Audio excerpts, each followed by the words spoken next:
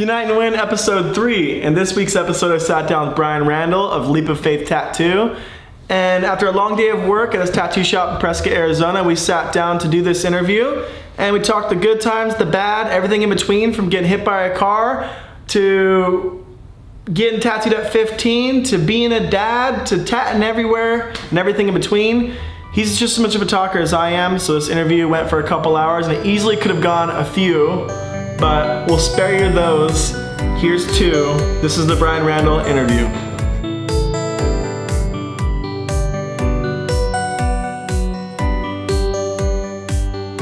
I want to say that this is the most comfy set I've had so far. Yeah, right here? Yeah, every podcast I've done so far has been either on a massage table, like real tat style, or real tat style. Yeah, or it's been once I bought this like little foldable table from Target. I'm like, oh, when I'm traveling doing the podcast, I have this little fold out table, but it's really low. It's like a convention table thing, like a little plasticky thing, and it's like you're kind of like hunching, and it doesn't really work. This isn't comfortable. No, this is legit. Yeah, you know, table. Yeah, this looks really good, and we're in the little tat museum. You know, there's a lot of stories been had at this table.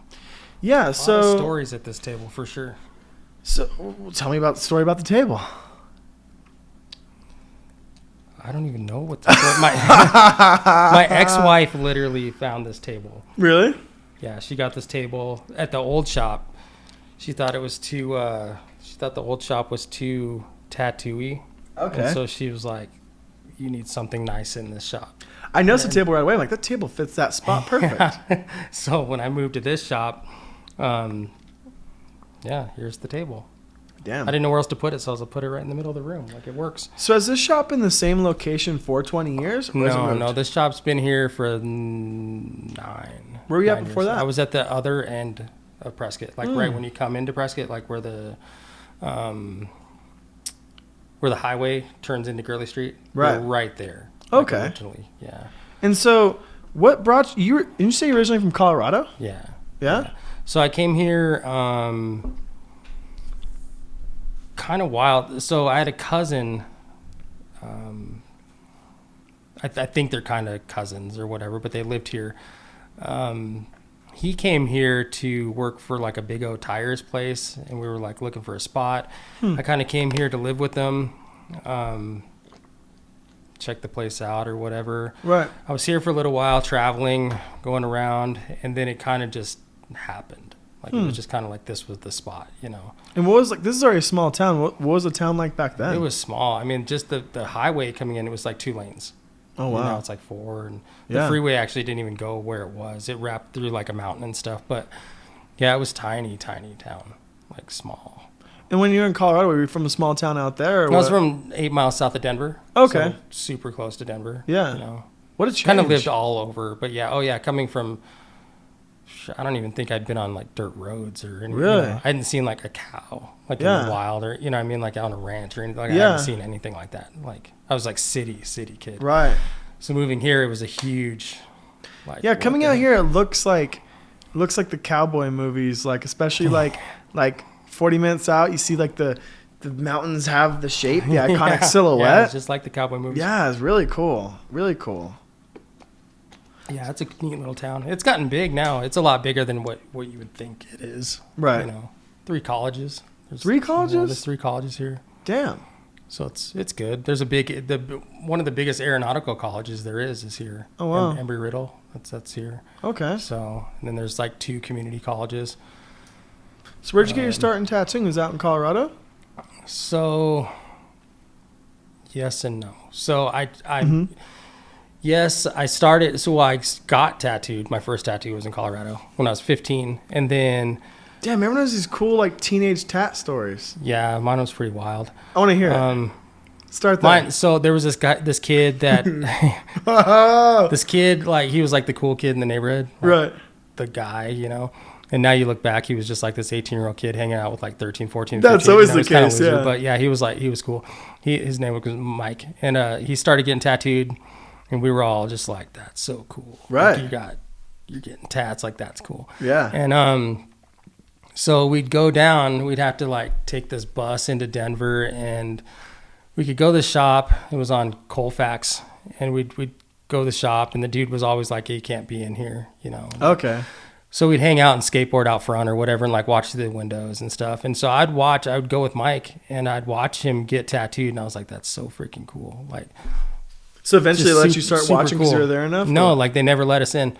And so one day after we'd seen Mike he was getting like shit too. Like he wasn't even getting like good tattoos, but they were cool. Like, yeah, anything's cool. He was getting tattoo like, is cool. I remember he got like the 3 of clubs like tattooed on his arm, like a 3 of clubs tattoo, and he got, I don't know, like just outline stuff. Like that wasn't even like anything good. It was just cool. And so I remember the 3 of clubs one though. That was like his first one. And then so I would go and watch him tattoo. He was always like, hey, you want to come with me? And I was always like, yeah, that's cool. And so I'd go down, and one day I was at school, and I was like, I'm gonna get tattooed today. You know, everybody's going to go skateboard and hang out. And then, you know, I was like, I think I'm going to go get tattooed today. And no one believed me, you know. And they're like, how you can do that? I was like, I'm just going to take the bus down there. I'm going to get tattooed. No one believed me. So I get on the bus, take the city bus. The 101 ran. I think it still runs through Denver. I got on that thing, rode down to downtown Denver, get off the bus. And I waited at the tattoo shop. And I waited till there was like an empty chair. It was like pit style, you know, tattoo shop. And I waited till there was an open chair. I literally walked in the shop, walked right through the pony wall, went right back in there, sat down, and the dude turns around. He's like, hey, what's up? You know, and I was like, oh, I want a tattoo. He's like, what do you want? And I freaking panicked. I was like, where'd the confidence come for you even like get in there like that? Well, I'd spent like my time figuring out like how Mike handled himself at the tattoo shop. You're like studying it. So I was kind of like, okay, that's cool. Like you go in and kind of walk a little taller, like try to be the man or whatever, you know. I was like, that's cool. Like Mike, yeah, if you like act tough. like you belong, they're like, think you know? belong. Yeah. So I literally walk in the tattoo shop, sit down, like no one said. I mean, I just walked right through the whole thing, sat down, and the guy's like, "Cool, you want a tattoo?" And I was like, "Yeah." And he's like, "What do you want?" And I panicked. I was like, It never occurred to me to think about like what I would get. Right. You know. Hey, stop. She's like, I want out. It never occurred to me like what tattoo I would get. And so I was like, I think I want like a wizard. Fuck yeah. And he's like, yeah. I go, but I want it like a Santa Claus, but like a biker Santa Claus, you know. And he's like, oh, okay, cool. He's like, where do you want it? I go, I want it on my ankle. He's like, all right, cool. So I give him my ankle. The dude didn't like hardly shave me, didn't anything. He just grabbed a big pen like off the counter, starts drawing on me, and I'm looking down at him, and I was like, no, the beard's got to be like more wiry, and like, so I'm talking him through it, you know. But did you really have this idea in your head? Or you winging it? No, this is like, I'll get to it. So I'm like, no, man, it's got to have like wiry and like make him look like I only wanted like the bust, you know, like up. Okay, yeah. And then I was looking on the walls, and I was like, you see, like there's those stars and like there's some wizardry looking stuff. Wizardry. You know? I was like, I want that stuff in the background, like have like the front of him, but like have this stuff. And so I was telling him, and he's like, all right, cool. So he was drawing on me, and I was like, okay, a little fatter and this and that, you know. He's like, all right, cool. So he tattoos me. I get it, and I got up and looked in the mirror and was like, that's terrible, but it's so freaking cool. Like it was a terrible tattoo. I was 15. I knew it was a terrible tattoo. It didn't look good at all. But it was a tattoo. But it was a tattoo, and it was cool. So I paid the guy. Was price discussed? It was like, no. He just charged me $75. But you had it? Yeah, and I only had $100 with me. Oh, shit. In like ones and quarters and like, you know. Yeah, lunch like, money. This guy's a dick. Or this kid or whatever. They never even asked. Right. And so I get tattooed and get on the bus. I'm like stoked. Get on the bus, I go home, and my uncle was there. And I was like, hey, I got to show you something, you know. And definitely not. My dad was tattooed. My dad was actually tattooed by Pinky Yoon. Oh, wow. Yeah, my dad had his legs tattooed by Pinky Yoon when he was in the Navy, which I didn't know until years later. Right. But I remember seeing he had like big geisha and stuff on him. But I didn't know Pinky had done it until after he'd passed away. So I show my uncle, and he's just like, what did you do? You're like, you know? Dude, it's a fucking Santa wizard, bro. I got a tattoo. And he's like, why in the world would you get that? You know, like, what did you just do? So I told him the whole story. of like, went to the tattoo shop, studied it, learned how to like handle myself. Like I'm the man. Get there. He asked me what I want. And I'm like, have no idea. Right. Never thought like, I want a panther or I want, like it never occurred to me. Right. So I literally described the guy that was about to tattoo me. This dude looked like Santa Claus. Like, it's like a caricature? Dude, this dude looked like that Hell's Angel Santa Claus, man. He was like tough. They hear that. That's like, isn't that a thing like with the police sketch thing? Sometimes they'll accidentally describe the person that sketched them. Have you heard that? It was wild. Like, that was a story with like the Ted Kaczynski case. Like the person, it was like years later when they were describing like how the Unabomber looked. She just described the guy that like was sketching. It was they're all off. Yeah, like that's not the dude. Well, That's I crazy. literally described this guy to a T. Like he didn't know it. Like I wasn't like, I want you, you know. Like, oh, it does look good. But I was like, this dude looks like a biker Santa Claus, you know. He's a little bit more rough, you know, like give it more scruff and, you know. Right. He's like, all right, cool. And he's like scribbling like where the beard is and it's literally tattooed like a scribble. Whoa. And so I tell my uncle this. I was like, yeah, I panicked. I didn't know what I wanted. So I just described the dude tattooing me. Right. And he's like, you did not. You know, and I'm like, no, I'm serious. I did. I didn't know what to get. When did it click that that's what happened? That you just, when you look down, look up, you're like looking in the mirror? No, I knew. I was just like, I'll get him. I knew. Oh, man. I was like, he looked like a wizard. And there was super cool. There was super cool flash on the walls. Like now I think it's like way cooler. But Right. I remember it was just like You this got that custom crazy, tat, like, oh yeah. Yeah, super custom. So... Well, it gets crazier though. So I get him tattooed on me, show my uncle. He's like, that's terrible. I know it's terrible, but the story's cool. Like I got tattooed. So no joke. So that's like when I'm 15. Mm-hmm. So in 2004, I'd have to look. It was like, I don't know. It was somewhere between 2002, 2004. They had a convention in Denver. Mm-hmm. Like it was supposed to be this big to-do convention in Denver. And so I was like, cool, let's go. So we drive up there and I walk in the convention and there's this huge memorial, like in the hallway as you're going into the convention, there's this big memorial. And I walk in and everybody's like talking, this tattooer in Denver had passed away. Like this guy that had tattooed in Denver for like 40 years. So everybody's checking out these pictures and there's old flash and stuff. And I'm walking up and I walk up and look at the picture and it's the dude. Whoa. The guy. And everybody's like, oh yeah, I knew this dude and this guy tattooed me here and blah, blah, blah. I worked at this shop and I'm just looking at all the pictures and like, holy crap, I got this guy tattooed on my leg, you know? Yeah. And so I meet this kid, he was a DJ or something that was like, that convention was super weird. They had like, yeah, it was super weird. Yeah, it was bad. Like they never promoted it. All the tattooers destroyed the hotel, like raided the bar. Like it was chaos. But right.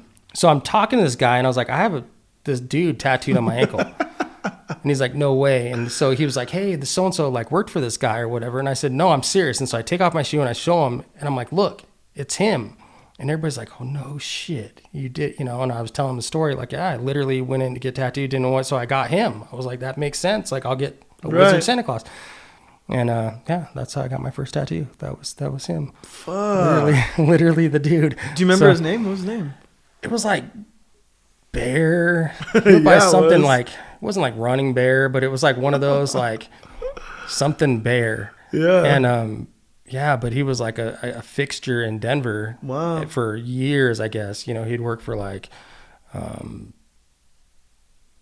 Kim, Tony.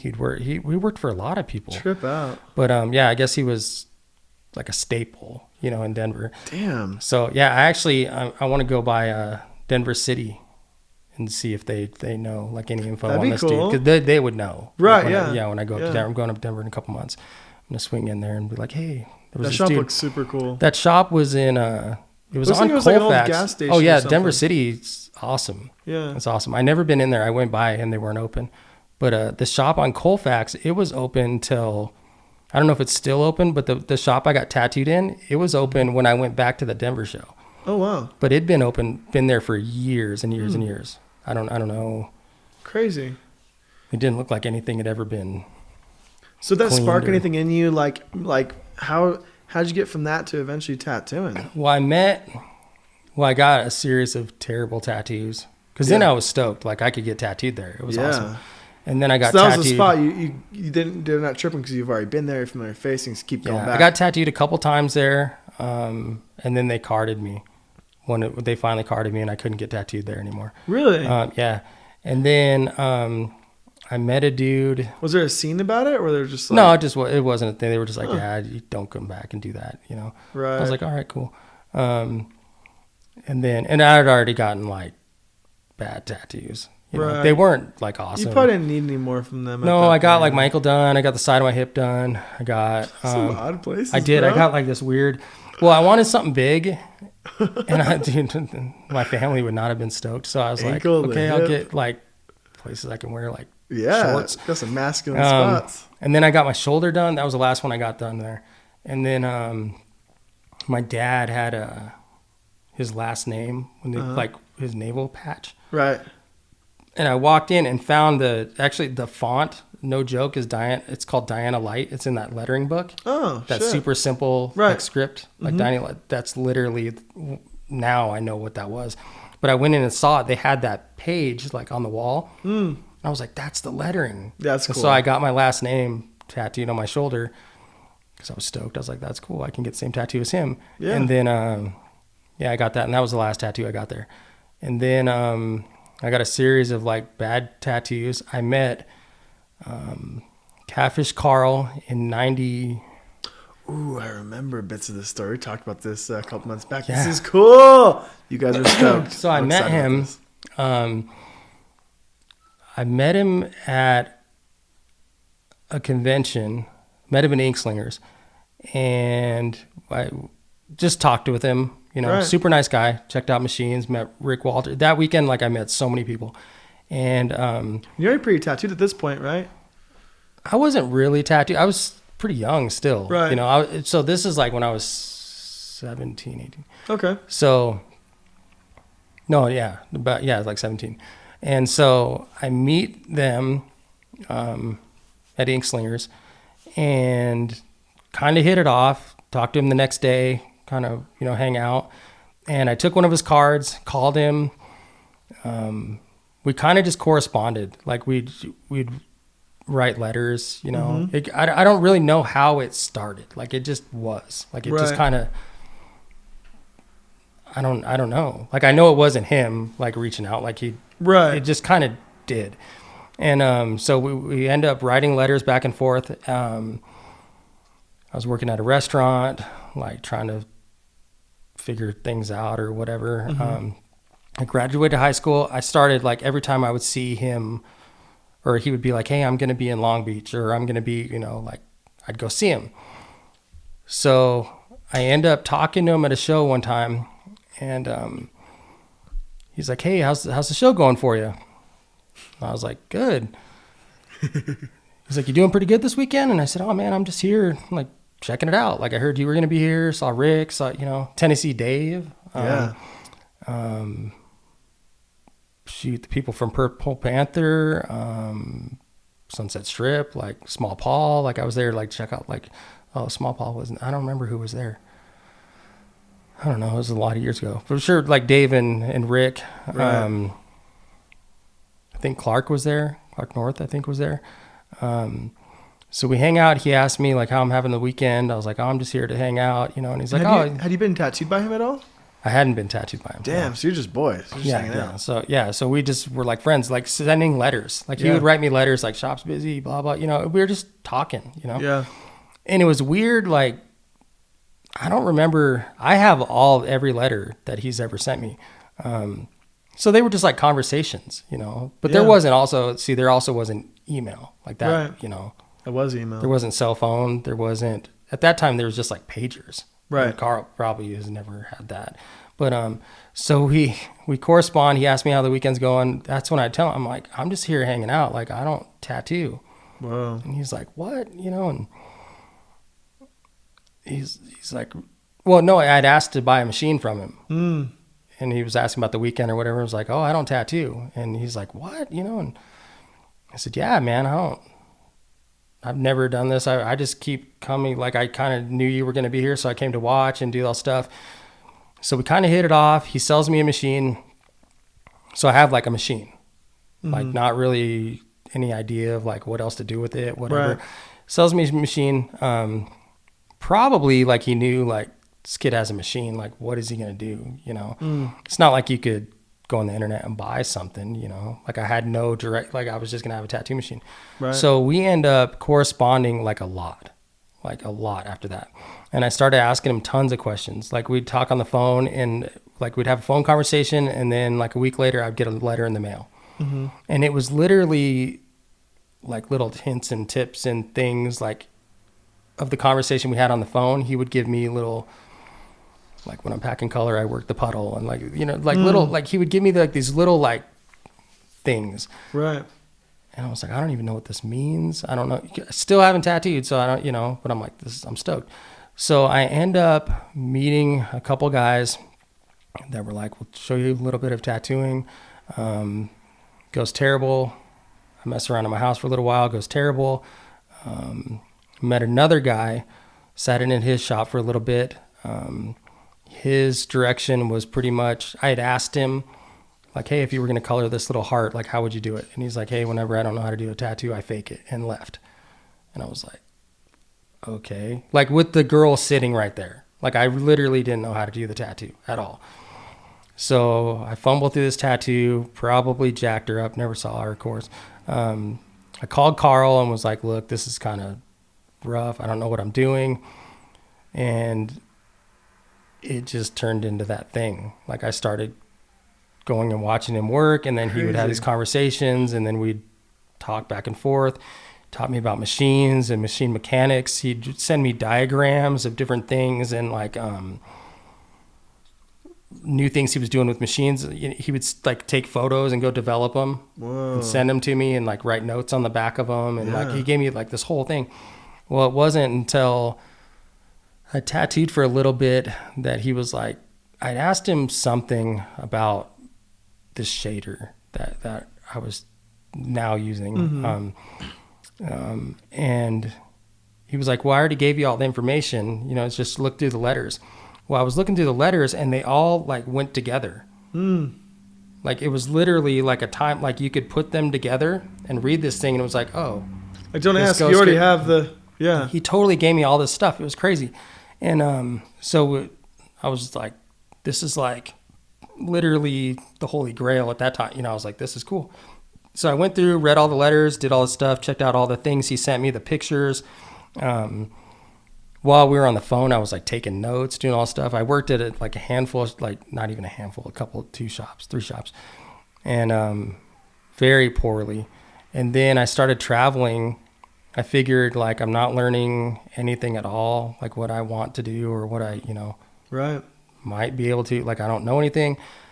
So I would go to like conventions and then started doing those. Like the first years were super shaky, like super, it was like crash and burn as I learned, you know. And I was tattooing pretty consistently, still working. Carl was like, don't quit your job at the restaurant. Like, you know, you're making money, like keep trying to do what you're doing. Right. So I would try to like work during the day, tattoo at night, or work at night, like tattoo in the day. So I was kind of like doing them both. It was crazy, doing conventions. And then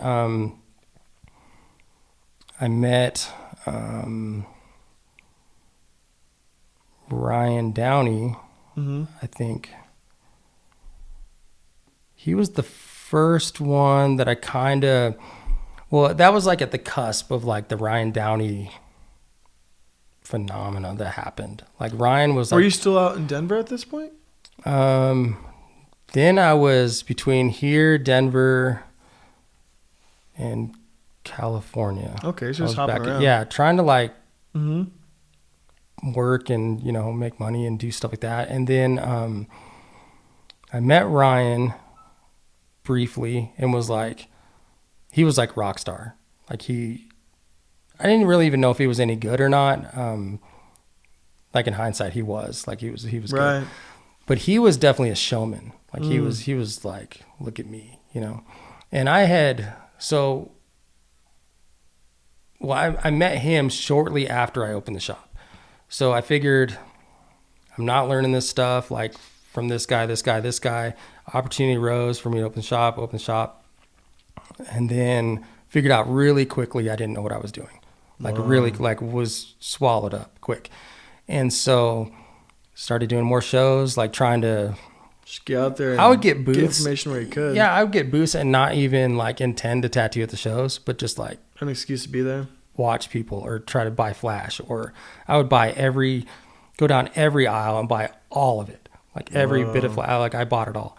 And when I met Ryan, he had just started popping up in like the magazines, and he was having like articles written about him and stuff. And he was kind of like the face of tattooing, like right before he got real huge, and started doing the same thing with him. Like I would go to Las Vegas and watch him at the Pussycat, and then kind of got to know him a little bit. Machines, a little bit more. Was Buddy working there at the same time? He was shortly. Well, yeah, Ryan. He was there later on, I think. Okay, I don't remember. I forgot to ask Buddy what year that was, because him and we were also trying to figure out what year it was. It was like 2004 that Buddy and I worked side by side in the Las Vegas convention. I think it was 2004. It's crazy because it doesn't sound long ago, but it's so long ago. Yeah, it seems like it was not at all. But I met Ryan, same sort of thing, kind of picked his brains, this and that, kind of became friends with him, started traveling with him. I don't really know how that happened, because I was definitely like the weak link of the whole chain. Like, and I was tattooing with people, anybody, the Pussycat, and then there's like, I'm jacking people up, like, and they were just like, yeah, come hang out or come, and so I hung out with them for a while, and then in my brain was like, well, I'm like the rock star, like this is cool, and so I started hanging out with them. And you're in Vegas, you're tattooing, you're young. Yeah, it was crazy. Yeah. Things were a lot different then too, for sure. I got exposed to Hollywood and then Las Vegas and things, and then I would come home and tattoo. And you're juggling this spot at the same time? Yeah. Whoa. And then so I but I traveled like as much as I could. I got up to like 25 to 30 weeks a year. Like I was on the road, like nonstop. And you just have a solid crew you're holding it down, or how was it just kind of there was somehow? Like two people. There's always like two people at the shop.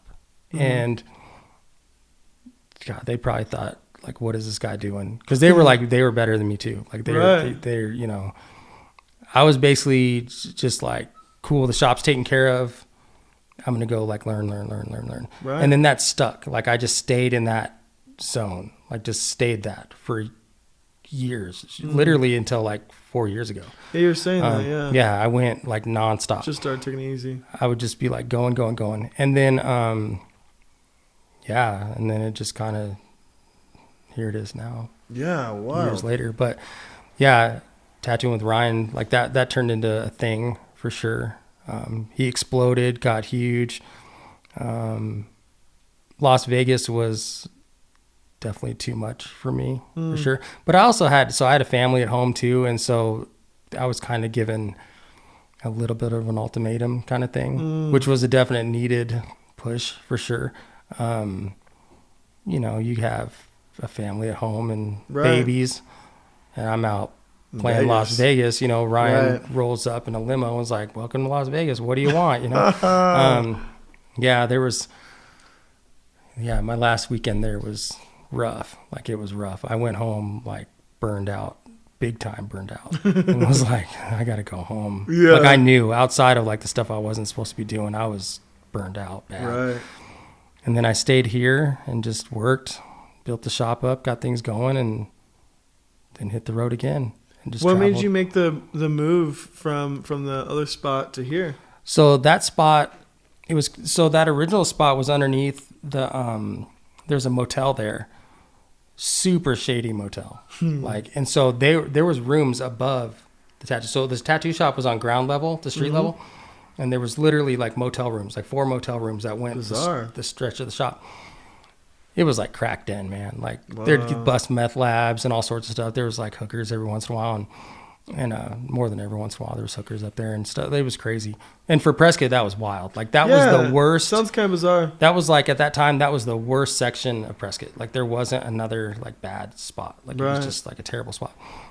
Killer for tattoo shop. Like, it was killer. Right. You couldn't, there was no parking, so it was cool. Like, you had to want to be there to get there. It wasn't like a walk-in shop, but we did so many walk-ins. But it was definitely, like, the way the intersection was and all that stuff, you had to like zigzag to get through there and like get to this thing. And it was right on the main road.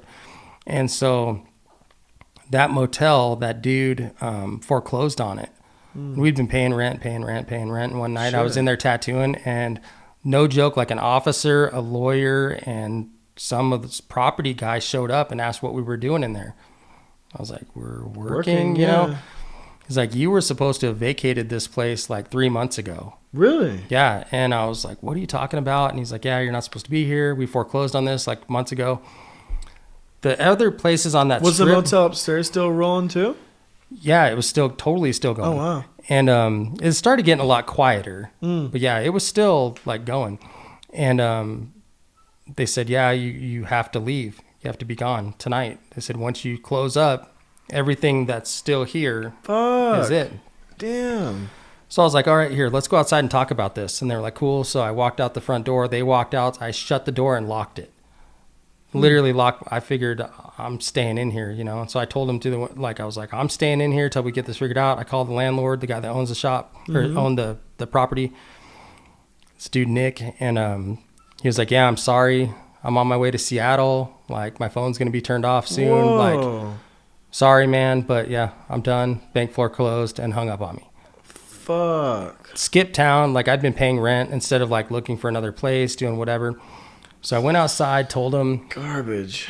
Just was like, dude, this can't happen.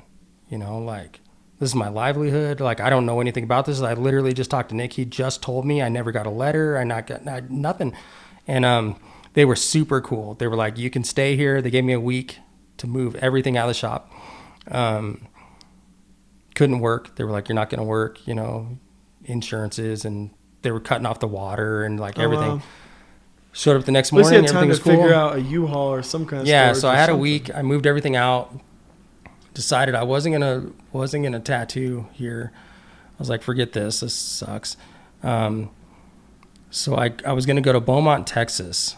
I had met Mundo Trevino at the Austin convention. Super cool dude. Like, I liked him. Like, he was just a good dude. And I always remembered, like, we'd kind of kept in touch and contact and stuff. And he's a really, really killer dude. And we'd kind of, you know, just stayed in touch. And so I called him and kind of told him what was going on. I was like, hey, can I come out and maybe work like a week or two and then maybe come home? And we were kind of talking about that thing. And so I had all my mail transferred to a P.O. box like down the street from here. And a couple days before I was going to like fly out and check it out, just kind of show up, we were driving down this road, and I was getting ready to turn to go over to my P.O. box, and there was a for rent sign on this building. And my ex-wife was like, hey, we should check that out, you know. And I was like, no, whatever. We pull over. I was like done. Like, I'm just going to go and, you know, figure it out, you know.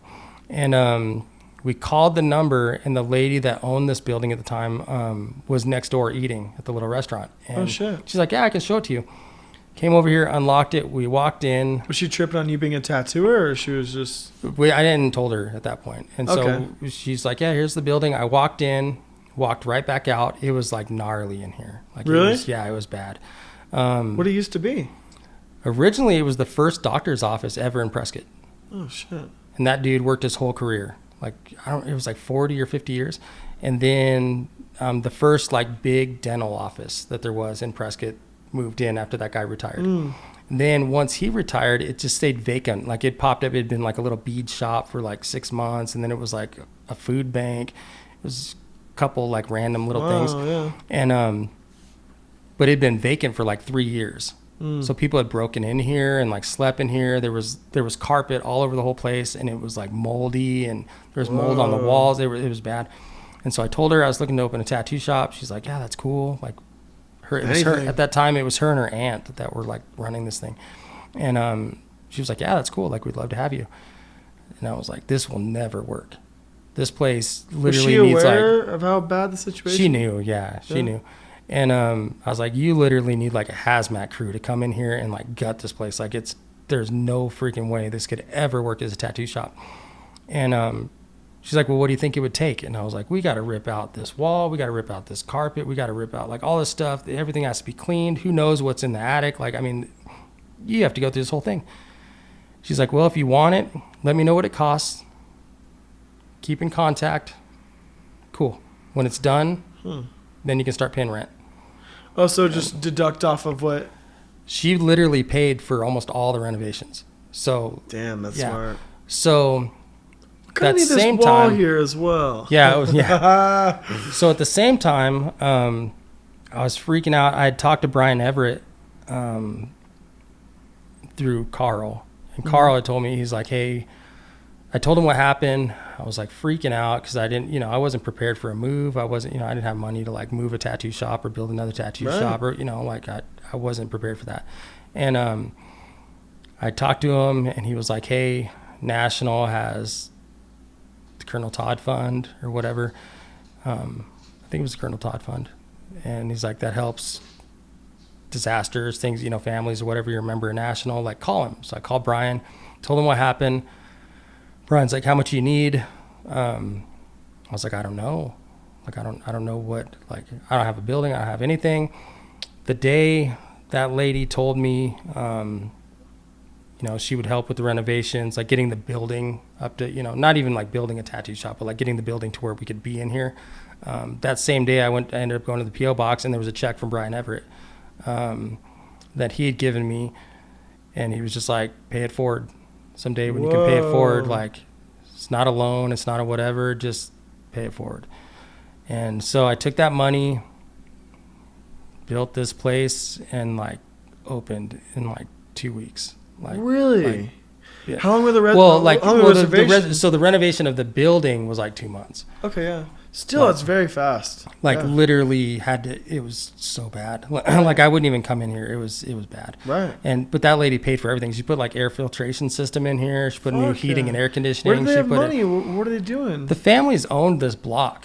Oh shit. Okay. Forever. Right. I guess. I don't know how long, but like for years and years and years. And so she was like, how long of a lease do you want? I'm like, long. I negotiated the same lease I had at the other end of Gurley. I was like, this is what I'm paying. This is how long I had it for. She was like, cool. She was just happy to find somebody that's going to sign a lease that's going to stay for a long time. Right.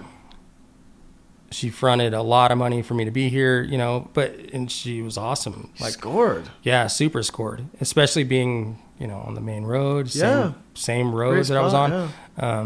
And then Brian's check helped put everything back together. Yeah, and it kind of just all fell into place. That's amazing. But I was literally on my way to go sort out a deal with Mundo. We were talking about I'll stay in a hotel for 2 weeks. Had you ever considered going to work for Catfish out in the desert? Was he out in the desert back then as well? He is in 29 Palms. So he's always been in 29 Palms. Yeah, for as long as I've known him. Damn. Yeah, he had a realistic there for. Wow. Ever. Yeah, that's crazy. I don't think. Yeah, he doesn't own Realistic anymore. He sold it to Ron. Okay. But yeah. Where was he at before? Did he work on the Pike or anything like that, or is he always out in the desert? Well, he worked for Fat George, and then he worked at the Pike. He worked at. I don't remember where he worked. Where brought him out the desert? Just the military base? Yeah, in 29 Palm. Yeah, that's where it's at. Yeah. Same thing. When the troops are there, the money's there. I've never seen that shop. I mean, I was wanting to go, but it's like I don't know the likelihood of him being there. I'd love to meet him someday. Yeah, he's a pretty amazing dude. Like he's definitely he's a good dude. He's kind of elusive. I've always missed him. I almost met him. Well, no, he was at the same convention as me, and he supposedly had a booth. It was the Laughlin River Run one. Yeah. And he had a booth there to sell machines, but he wasn't at the booth all weekend. And apparently he showed up as a Friday, Saturday, Sunday gig, and he showed up on Saturday, and he didn't even go to his booth. He just showed up with his briefcase, walked to every booth, sold his machines, and then just left. Yeah. And I didn't come by my booth, or I don't know. I really, really wanted one of those 3-piece nickel plated or chrome looking machines. Yeah. Those things are fucking cool. Little Jim Dandies, man. Yeah, they're lots cool. of those. Lots of those. Yeah. Yeah. Yeah, my best, one of my really good friends, Zach, he tattooed my chest with one of those, and it's just like such a cool machine. They're cool. I have one that I've used since 90. They're so clever the way they put together. It's so unique. The one I use consistently, I've used since 2000. That's rad. I don't remember if that one got changed. Is he still tattooing at all, or is he just doing machines? He still tattoos. I guess pretty sporadically. Like every once in a while, he'll go in and I don't know what kind of deal he has at the shop or what Ron has, or if he just goes in and tattoos. I've seen it on Instagram. Like he has an Instagram now. I just posted. I didn't even know about that. Yeah, Catfish Carl 51 or 29. I don't remember. I just posted a painting he gave me, or a drawing. I took a picture of it and just posted it, and it was like 20 years. He painted or he drew it in 2000. I was like, almost 20 years later, this thing's still cool. And he just commented on it. He's that's like, cool. So he's actually like using the. Yeah, he's on it. That's cool. He has like 500 followers or something on there, but people need to go follow him. Whatever his name is, we'll figure it out and we'll write it really big across our faces. Yeah, shout it out. We need to get him out there. It is. I just posted something of his. He's got a super. Yeah, he's just like. See what it is. Yeah, Catfish Carl 51. Rad. I don't know where my phone's at. Yeah, I'm gonna follow it too. He totally. He commented back. He's posting like cool pictures and like he's got a lot of cool stuff on there. Yeah, I'm gonna give him the follow too. Old drawings and stuff. Like he's starting to use it. It looks like he's starting to use it. The last thing he posted was 6 days ago. That's not bad. Yeah, because if I don't follow him right now, I'll forget. Yeah, so this is Catfish Carl. Follow on Instagram. Yeah, quick break. Not MTV Catfish. Yeah. So with you and your collection, like the tattoo museum and stuff, were you always? I mean, it sounds like you're always collecting right out the gate. You're going to buy and flash and just get what you can. Always, yeah. Yeah. So, yeah, because that's. Because I feel like I've kind of. Me, like I'm also a tattoo nerd, but I came in at a time where you and the other tattoo nerds already have everything, and so it's so fucking hard for me to get my hands on anything. There's so much cool. There's only so much stuff. Well, I think so. I think without, I definitely think I knew, like, my ability isn't like anywhere near the realm of what I need to do. Mm-hmm. So buying flash made sense. Like I'll just tattoo everybody else's designs. Like I'll just buy all the flash. The hard work's done, so I thought. But it was cool. Like I could, buy all this cool stuff, hang it up. People were like, and the more designs, the more there's a pick from. People aren't coming in their phones at that point, Yeah, there was. They don't like that. They don't that get tattooed. Stuff didn't exist. Right. So, you had to have flash. You had to have cool stuff. And you just get new sheets or new sets or new whatever, and then put it on the wall, tattoo it. Right. Like, I've tattooed that eagle 10 times. Like, repetition, and then you start getting better. Absolutely. Before you draw your own eagle. Yeah, it's kind of that's how it worked for me. But Carl, we had talked like really early, and he was telling me like the stuff in the 80s. Like at that time, it was like people. Now everybody's trying to collect everything. Mm-hmm. It doesn't matter how old it is, whatever. Now the 80s stuff is like hot, Yeah. Especially my generation too, because everyone just looks at like 10 years before they were born, and that's the era. Yeah, yeah. And so I was trying to get.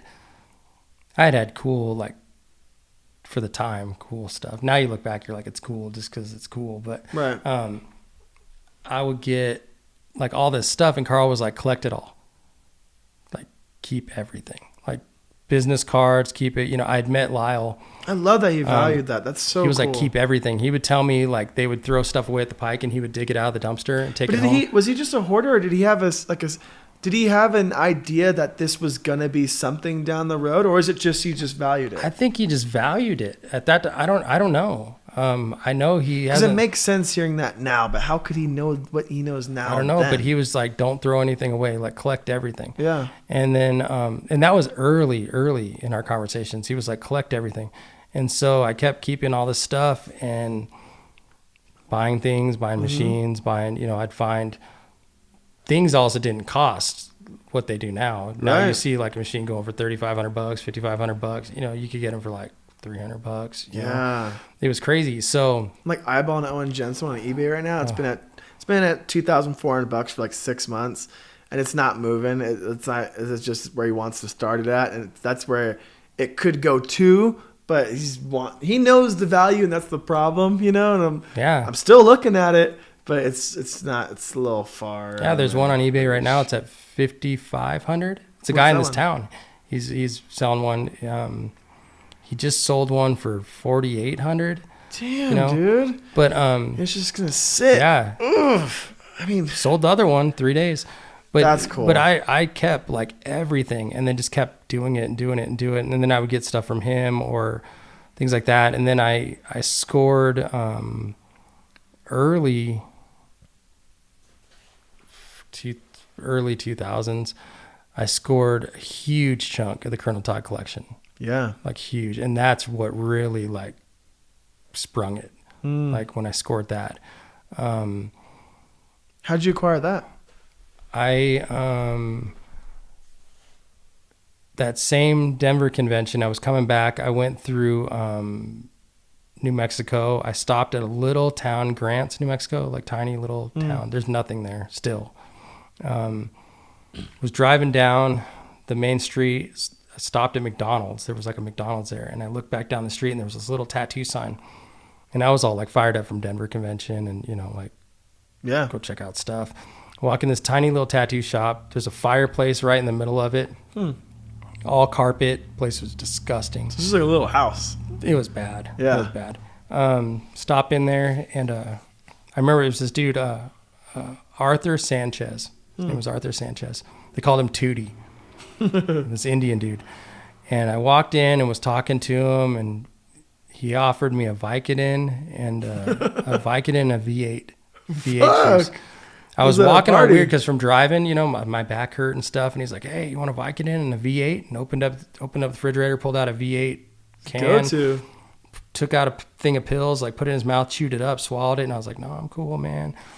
I need that." And I started looking around his shop, and there was all these 16 by 20 boards everywhere in his shop. Are those the boards we were looking through or no? A few of those are from there. Cool, very cool. There was piles of them. Yeah. In this shop. Like they were everywhere. There were some on the floor. People had walked on them. They were behind a display case. They were walking. There were some it was crazy because he had like the super old like biker looking stuff on the walls, like the ones with the Swazis and like all, like he had the crazy stuff that was on the walls. Right. Next to like photocopied flash and like old stuff. And so I started talking to him. I hung out with him for like an hour.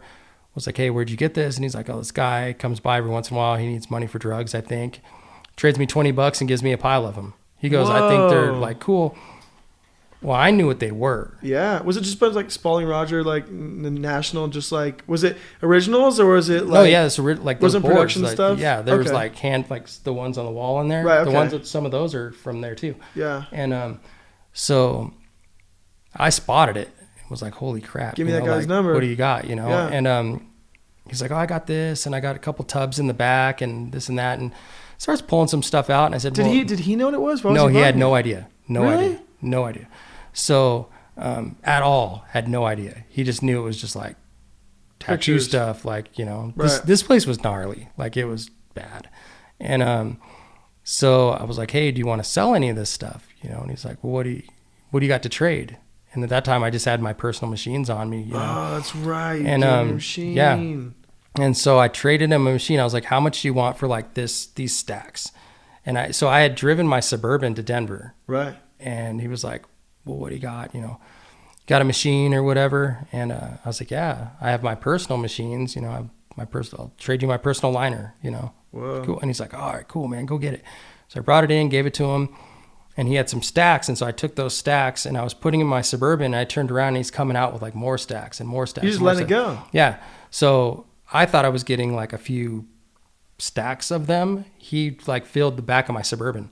Holy shit. So I gave him my card and was like, hey, if you ever come across any more of this stuff, like I think it's cool. I just kind of collect it, you know. You're trying to like play it cool. Yeah, like super cool. Yeah. I got another machine, maybe. Yeah, I was like, I'll totally, you know, I was like, we're 6 hours from here. I'll make the drive. So I drive all the way home, call Carl, tell him what happened, you know, what I got. That's the a jackpot. Next day. You hit the lottery, dude. No joke, the next day, that guy called my shop, Arthur Sanchez, calls my shop and was like, hey, I was in the back room. I forgot to give you, there's a huge Rubbermaid tote filled with stuff that I forgot to give you. So is he, if you want to come back up, up, the trade was everything? He was like, I'm just going to. Yeah. So he's like, are you ever back over this way? Like, I can be right now. Give me 6 hours. Literally. So this is like at 12:30. Mm-hmm. I lock the shop, get in my Suburban, drive all the way back to New Mexico, like 6 hours, beeline it for New Mexico. I get there, there's this massive, one of those huge, like Rubbermaid things. Yeah. Like the big, like 5-footer, like whatever, coffin looking things. Yeah. There's one of those filled. Like I get there and he's like, yeah, this is what I forgot. I open it up and it's all the acetates to every sheet that he gave me. Damn. Like didn't know till I got it home, but it's filled with acetates. It had a travel kit in it. It had some original Jonesy machines. It had tons of stuff in here. So he's like, so who is this guy? He's like, what do you got for it? I think it registered to him like I'm gonna have to trade him, you know. And I was smart. I brought another machine, so I gave him another machine. He gives me this tote full of all the stuff plus some more sheets. He kept one. He kept one sheet. He had taken everything else off the walls that he had pinned on the walls. So I got all the sheets except for one sheet, and it was this biker sheet that had like a swastika with like some eagle. It's like the one you don't even want. He had like it had a swazi and like had some eagle wings on it, and like that's probably his best seller in that town, huh? Yeah, probably. So he kept that one. I even asked him about it. I was like, "You sure I can't get that one?" He's like, "No, man, I'm keeping that one." But he gave me everything else. So I got home, opened it all up. He had tried to wash like half the acetates, like was trying to wash them off, and the bin was gnarly. Like it smelled like his smoke and shit, and like it was bad. But I pulled them all out and was like setting them across the floor of the shop and all stuff. But I scored that stuff, and then I corresponded via mail with him for a while, like every few months or every 6 months. Was he alone in the shop? What was this? Yeah. Oh yeah, it was just him. Like it wasn't really even a tattoo shop. It was like a freaking living room. Was there with like a fireplace. locals? Like who's even? Is it just biker? I think he was just. I don't know. Like it was so bad. bizarre. It's bad. Last time I drove through there, I stopped by. The shop's still there. The old tattoo sign. Way. Yeah, there's a super old faded tattoo sign right in the window. The building's all abandoned. It's all boarded up or anything. They still got tattoo sign? But in the front window, the glass is there, and there's still the tattoo sign there. That'd be a cool photo. And it says it's like Arthur moved to whatever the next town. I can't remember, but there's another town right across the train tracks over there. I called that number. It wasn't connected, so I stopped at the gas station and asked about this guy. I was like, there was this guy tattooing where they're like, he was at the barber shop. The old Indian, you know, this lady's like, yeah, there was this old Indian tattooing the barber shop. Went over to the barber shop. They're like, no, that guy's gone. Went over to the truck stop. No, that guy. Talked to another girl. They're like, we think he just died. Whoa. The girl's like, I think that's the guy. And she was like, hey, so-and-so, like, isn't that Arthur Sanchez, the guy that just got hit by a car and died or whatever? Come to find out, it wasn't him. No one knew how to find him or whatever, but some other Arthur Sanchez got hit by a car. Oh, God. Man. I don't, literally like a couple days before we had gotten there. Crazy coincidence. Yeah, but I tried to track him down to see, like, by chance if he was still alive or still, he was kind of old, definitely strung out when I saw him, so probably not, you know, I don't know. But, you know, I sent him a few letters and stopped hearing from him, but I never knew, like, if he got more stuff or if he, you know. But yeah, the dude that was coming through was related to Colonel Todd. And after Todd died, kind of ransacked some stuff, took a bunch of things, ended up going to prison, got out of prison, sold some things, peddled things from what I heard through that part of New Mexico, you know, kind of trying to score stuff. And then I guess the big score was at that shop. And that's where I got the biggest chunk of the collection. And after you got that, then you have that. Now you're on that. Now you're on that hunt. Then I was like on the warpath, like big time. Yeah. But again, so the internet and like eBay and like all that stuff hadn't really happened still. Right. You know, it was just rolling. Like it just started rolling. Like at that time, I had already started selling a couple machines. Do you think eBay ruined collecting or made it better? Definitely drove the price up on everything. Like for sure, I don't know if that ruined it or made it better. I don't know. Right. But I was selling. Because you really had to know. It's really interesting. Yeah, it definitely. Because you wouldn't have a way of knowing unless you knew. Well, I was selling. You know? So I had set up a little eBay store thing. Right. I was trying to sell some machines, but it was super weird because you had to like send a message to somebody to find out if they like were actually a tattooer. Like that kind of started the thing of like tattoo crap on the internet, you know? Yeah. Well, I don't know if it started it, but I think it was a big thing. Like there was a lot of Chinese stuff started popping up, you know, needles were still $60 a box, you know, like you started being able to buy that stuff there. Right. Okay. I had got a deal with Rich T with Bickney. I was carrying his machine kits, like so not even his pre-made machines, but he was selling like kits. And selling on eBay or what? And he was selling. Well, we weren't selling on eBay. Like I was traveling around and like had them. Okay. Like I was kind of like making needles and had a little supply company and kind of like super small supply company. Like I had a couple of my machines, some of Rich's stuff. Had some tubes, like different random things, and then wasn't really like a supply company. You know, but you were dabbling in that world. Just kind of messing with a little bit, and this friend I had that was helping me do it listed Rich's machine kits on our eBay thing. And Rich called me and was like, what are you doing? You know, he's like, I see my machine kit on there as like tattoo machine kit, blowout, blah, blah, blah, you know. Whoa. I was like, what are you talking about? He was pissed. Yeah. I was like, no, I'm not selling your stuff on eBay, you know, whatever. We talked about it. Lo and behold, I was. Fuck. Like, and took him down, apologized to him. I'm like, I'm so sorry. Not my intention. Like it wasn't on purpose. Like it was a miscommunication. Like I was trying to sell this stuff on eBay, not this stuff. Had a friend helping me. We put it all together, you know. Was it a friend who wasn't a tattooer? No. Yeah, it was. He actually, I didn't even know how to work any of that stuff. Right. Like, I didn't even know how to like. I don't. Yeah, it's hard. Yeah, like I didn't know. You know, he was like, yeah, you got to list this 3 days, do this 5 days, do these 30 days. Like he was doing all this stuff, you know. I was tattooing him, and he was kind of like helping me sell some stuff. Right. And then I would just tattoo him or whatever.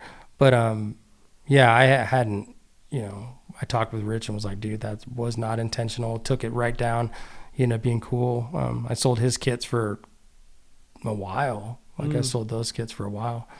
And then he just kind of asked that you put them in the right hands, basically. Oh yeah. And we did for sure. That's cool. Yeah, it was pretty easy to spot. Like actually, like I never really had a problem. Like I never had anybody like that you would know that was like, I'm trying to get, you know. Right. Okay. I don't think that like really happened. I think things were still kind of. I'm sure it happened. But it didn't happen with us. Like we didn't get people calling and, you know, like I didn't have like a phone. I had the shop number. Right. So it was basically, so at that time I was selling Millennium Ink. I had like Millennium Ink account. And so like we would sell Millennium. So I was selling to like people I knew anyway.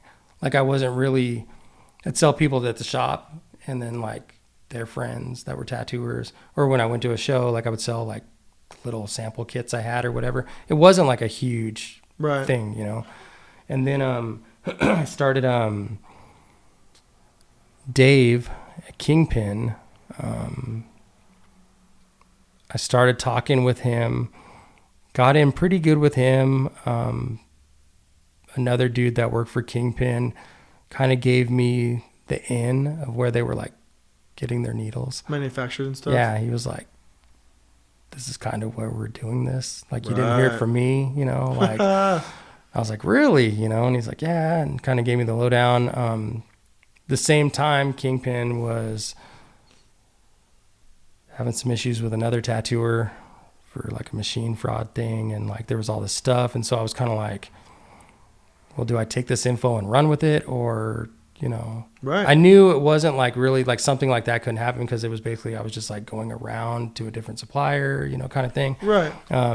But I kind of got in with Dave a little bit, and they were just coming out with their production machines. They would send me like some production kits. I would kind of build them, let them know what I thought. We'd talk over the phone. I was like, hey, I wouldn't bend the machine or bend the spring like this, you know, whatever. Right. We kind of I didn't really have like a hand in any of that. It was just kind of conversations, and kind of got the in with who they were getting their needles from. It was like, oh, this is cool. Same time, the bubble popped. Then China came in and took over all the needles, took over all the, you know, like everything. So, you know, needle prices went from like $50-$60 to $40, $30. Now what?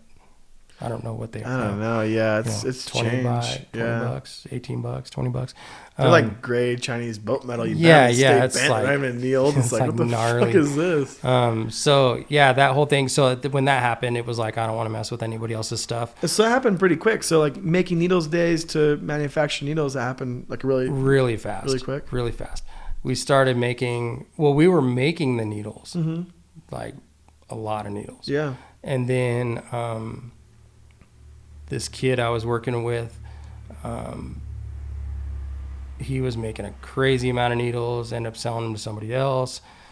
I started doing my own thing, selling my things. He was selling his. And then like it just went, like the bubble popped. right. And so I was like, well, this sucks. I'll just pedal my machines. And then so I would just build machines, very like few, you know. Right. And when I traveled, most of the time I would trade it to somebody, or, you know, like I would trade a machine for flash sets. Like I didn't care, you know. Right. I would just be like, that's cool. Like I want that in my shop. Like I would trade it, you know. Right. Absolutely. I traded one dude for like a super old Aaron Bell like poster and like 5 sheets of flash or whatever. And then there was another dude. Oh man, it's the best flash sheet I've ever had hung in the shop.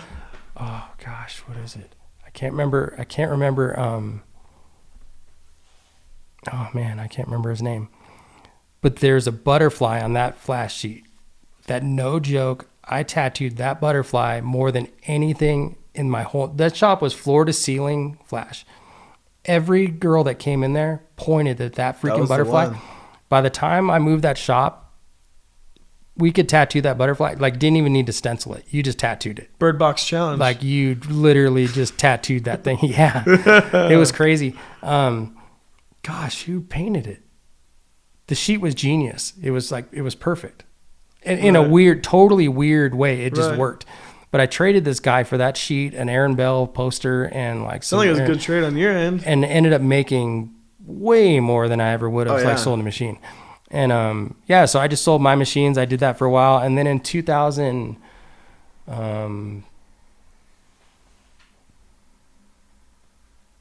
I don't even remember what year. I literally have a painting that has the date on it when it started. When the machine company started, it started in, I don't know. Let me look. Yeah, go and take a peek at it. Yeah. It was started in. This is the Faithful Irons. Yeah. So the machine company started in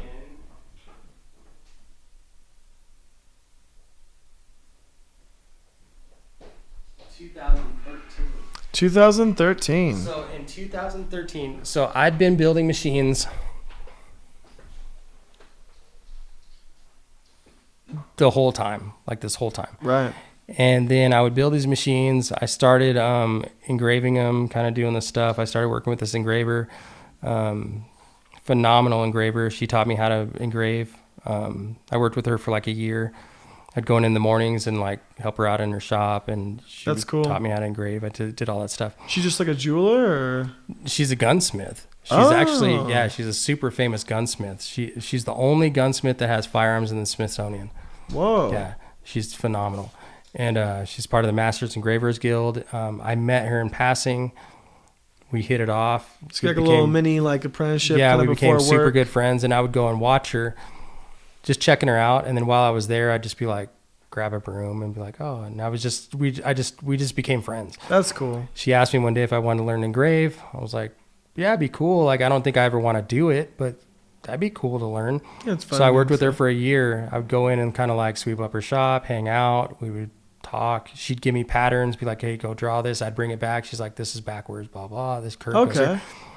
It was super easy to figure out how to draw, the patterns that she was like showing me. I was like, oh, I can duplicate that. Like duplicating. Yeah, you just duplicate.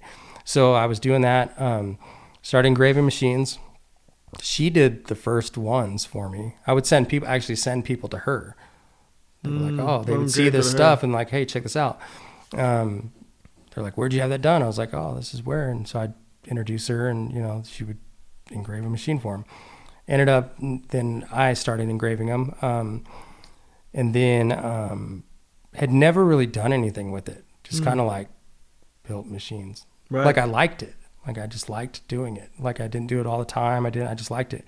And probably more than most of them were probably turds. I don't know. Right. I tattooed with them, but that doesn't mean anything. Right. So I tattooed with them. I had a guy, Kong, was working for me or with me. And I made him some machines. We were like super good friends. He's like, why don't you do something with this? Like make a machine company. Everybody's making a machine company. And at that, everybody was, everybody still is now. Right. And I was like, I don't know what to call it, this and that, like if I was still kind of like, I don't know, he's like, do it, man, do it. Like he was all like, the machine company literally was his idea. Right. Like, these things are good. You could totally sell a bunch of these, this and that. I was just like, oh, okay, that might be cool. Like it wasn't really like a thing, it's just like, all right, whatever. He shows up with this painting and like he's like, you should call it Faithful Irons.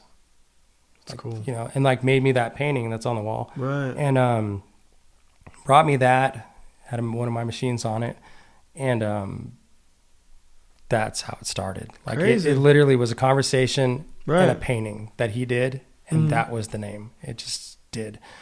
Opened a website, put some things on there, started slinging more at conventions. It got huge. Whoa. Real fast.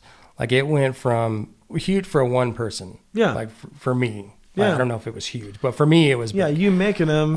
I went from anything more than a few is huge. Yeah, it got crazy. It went from like 1 or 2 every couple months to like 30 a month. Wow. Like, and for me, and you got to run them and make sure that 30 are running, and you don't have time to tattoo because you're making 30 machines. It sucked. Like it would suck. Like I would tattoo during the day, go home, build my hearts. Are you casting those frames? Are you cutting them? What are you doing? At that time, I was, just doing braze ups, 3-piece or bolt up. Machines or whatever. Yeah. I built on a bunch of like Spalding frames. Like I was just like whatever I get my hands on. Yeah, you got to pump them out. I was trading with other builders. Like I would get different things and side plates and stuff like that. Just literally figuring out, like it happened so fast. Like it didn't.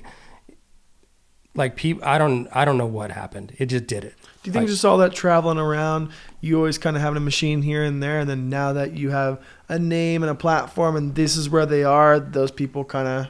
I think some of the circles it did. I think literally the biggest push for that company was Kong. He was like super outspoken and like knew a different circle of people that I knew and like helped pump them, and got those things rolling. And then like he would talk to like this person would call me. I knew this guy, blah, and it just kind of snowballed, but it happened really fast, like really, really fast. And I went from, making a couple machines here and there for fun to like, this is a freaking job. Like, wow. It was cool, but it was terrible. Once it gets successful, it kind of kills the fun in it. It became work.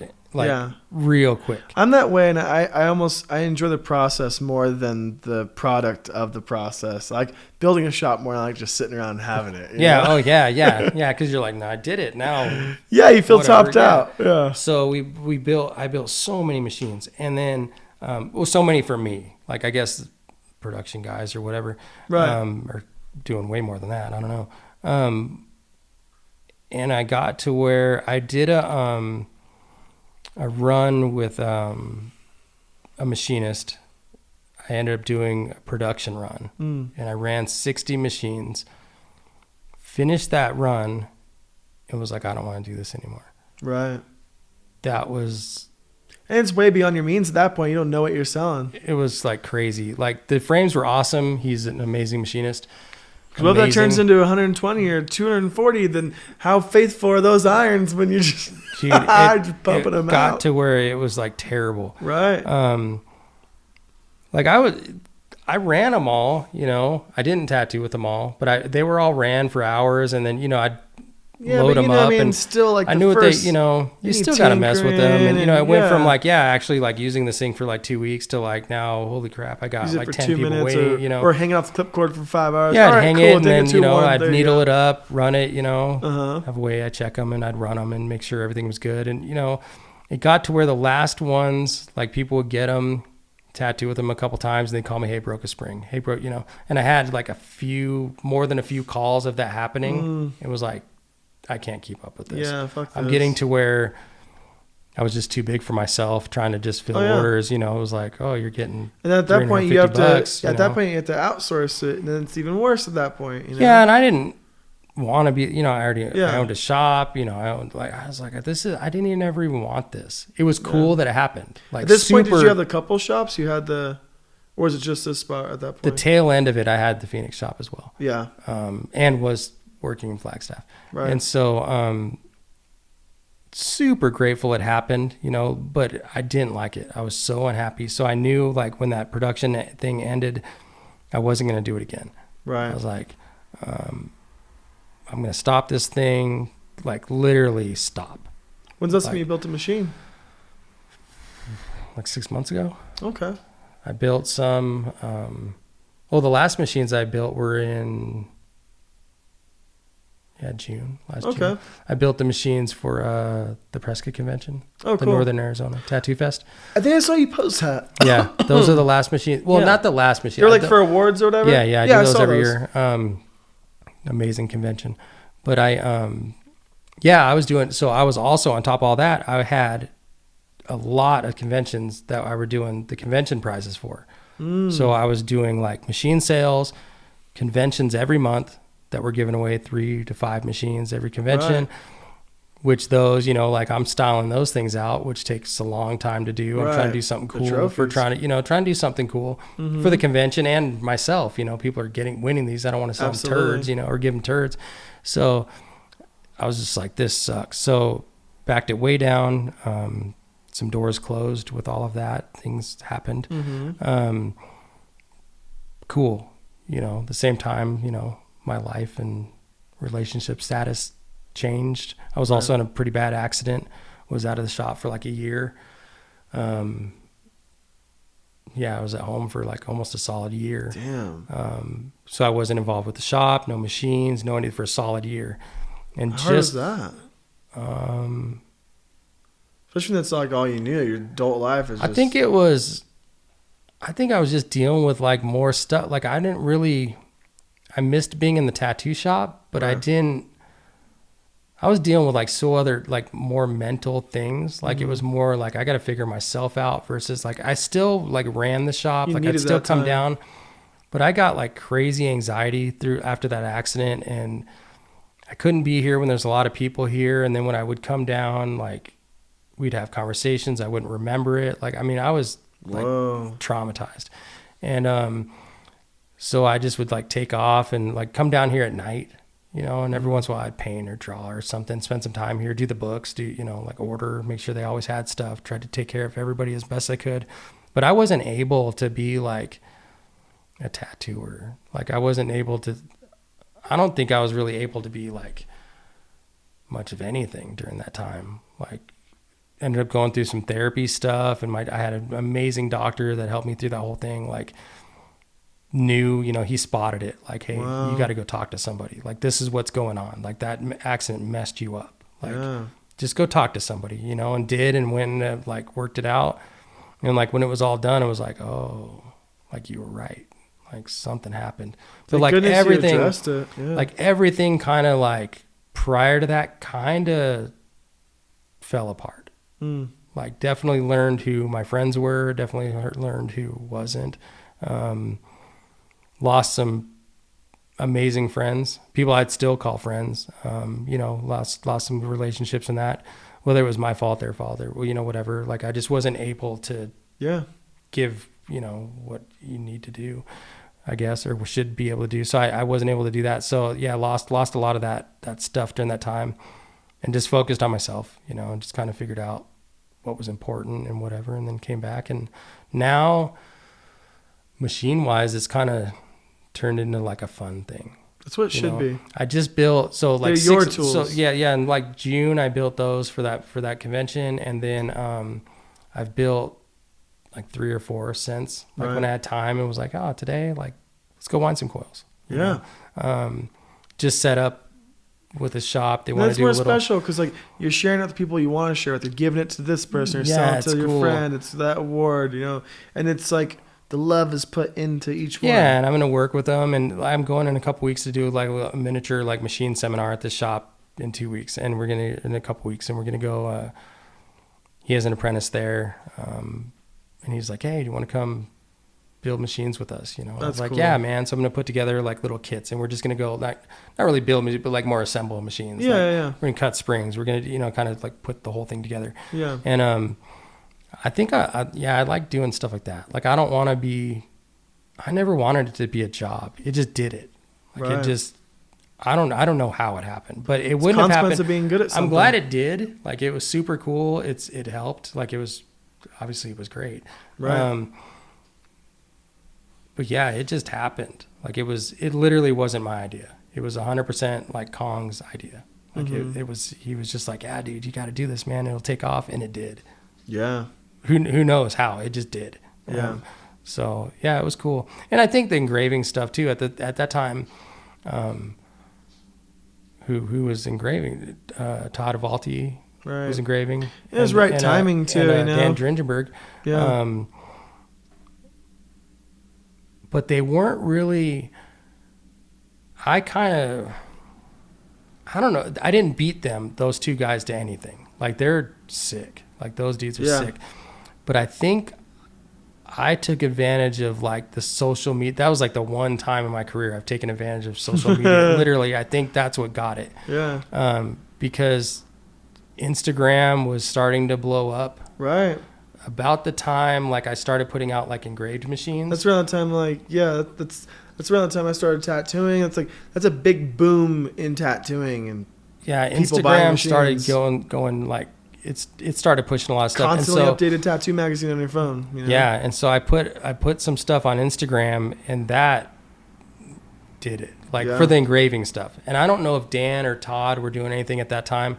At that time, they were like the go-to. Still are. They Absolutely. Still are. People still know those names. They still know whatever. If you've seen like my stuff, you kind of know. But they were huge, way longer than before me. Way bigger. Both super rad dudes. They're awesome. But so I think social media is what exploded my thing. And Kong, like that guy told everybody about like everything. Yeah. Like he was selling, like that dude would sell, he'd call somebody and that whoever it was would call like 2 days later and order a machine every time. Shit. I don't know how, but he peddled a lot of machines for me. Yeah. And just as a friend, he was just, like I'd give him a machine or whatever. Right. So, but yeah, that's how it happened. That's how the machine thing happened. It's crazy. But I don't know. It did it. Yeah. But I don't want to do that again. So you're still pretty burnt on travel, or are you starting to hit it hard again? What are you doing with that? I stayed, You're saying you're thinking about going to Malta, and you got there's a lot of we have some travel plans, but I'm getting burnt. Yeah, I'm a little. It's so fun, but lately I never really want to do the trip, but I'm always happy I did it. Always. But then I always want to be home while I'm there. But then when I'm home, I always miss being gone, and then when I'm gone, I always miss being home. And now it seems like this a lot more difficult, more of a tug of war. I want this year to be the year that I really travel hard, and I'm hoping that means next year is the year I kick back. But I'm leaning more towards wanting this to be the year I kick back, but then I don't know if I'll ever kick back. And that's my problem. Like I literally got ran over by a car. Yeah. And that's what stopped when that happened, that's what stopped my whole everything. Right. I went from... How'd you get hit? It was weird. It was like this weird road rage thing. This guy was drunk. I just happened to be the guy he ran down with his Suburban. Really? Yeah, it was a super crazy thing. Whew. It wasn't like, I mean, he got charged with attempted murder, went to prison. He's still in prison. Yeah. But it was But he just see you and veer like Grand Theft Auto for you? No, he bumped me at a stoplight. And I was with my youngest son, and I was like, I think we just got ran into. Like, he didn't even hit me. Like, we were just at a stoplight, and he just, like, rolled into my car. Okay. I got out, was like, hey, I think you hit me. He was like, no, I didn't. I'm like, no, I'm pretty sure we're touching. Like, it was on Christmas Eve. I was literally going home to have Christmas Eve with my sons. Oh, my God. And I was like, no, I think so. I was like, dude, it's Christmas Eve. Just, like, get out. Let's swap insurance information. Call it good. I don't even think there's a scratch. I don't think, but just in case, like, let's not deal with this tonight. I talked to him. He got belligerent with me, got out, got tough guy, took his shirt off. I was like, you don't want to do this. I'm telling you, you don't want to do this. I don't want to do this right now. My kid's in the car. And then he'd back down. And then he got more irate. And I think the longer we were there, the more drunk he was getting. He was like wasted drunk. I dialed 911, took some pictures. When I took the pictures, he flipped, like he snapped. Jumped into Suburban, said he was going to kill me. By then, there was already people like pulling over and seeing what was going on. There's two dudes in the middle of the road, you know. He's like, you're dead. Before I knew it, he jumped into Suburban, put it in reverse, pulled forward, and ran me down. And then drugged me for like a block underneath the Suburban. You didn't have time to jump out of the way? It was just happening so quick? quick? He hit me and knocked me into, like he pulled out and hit me into the street. Yeah. And then floored it over me. So he kind of clipped my right hip. How old's your kid and with you at this time? My kid was 13. Fuck. No, my kid was 12. He was 12. So he knew what was going down. Oh, yeah. But he hit me, and then the guy drove over me, and it was just rear tires. And so I grabbed onto the running board. So the rear wheel was going, like, between my legs. Whoa. And, I grabbed on the running board and was like, if I let go, like, he's going to drive right through me. Drove, he hit a curb, ejected me back across the street about the same time the first officer was responding. And then he ended up, like, putting his Suburban into the side of a car wash, and that's how they caught him. Was this local? Yeah, it was here. And so, it literally, like, the dude didn't even know when they arrested him, he's like, what are you arresting me for? I'm just here I'm going to the store to get milk. Like, he was so wasted. So did you say, like, severe PTSD when you were recovering It was from that? gnarly. Yeah, it was bad. But I didn't know that's what was going on. Like, I was just like, I didn't know if I was like mad or depressed I didn't know what was up. Like, it was weird. How was your kid? He was pretty messed up. Like, he had a hard time sleeping. He didn't handle that well. Like, he's a good dude, but he didn't do well. And then my ex-wife and my oldest son pulled up right before I got ran over. So they were at the same intersection. They were following me home. Man. We were at her mom's house. They were following me home to our house. Problems. Everyone has to fucking see it. And so they watched it happen. Oh man. So my younger son saw me get run over. They watched the whole thing from behind. And so it was like a whole fiasco thing. Yeah. And then but it was bad. Like anxiety and depression and all the stuff that happened. But when that happened, so everything stopped. Like traveling, like I had just gotten back from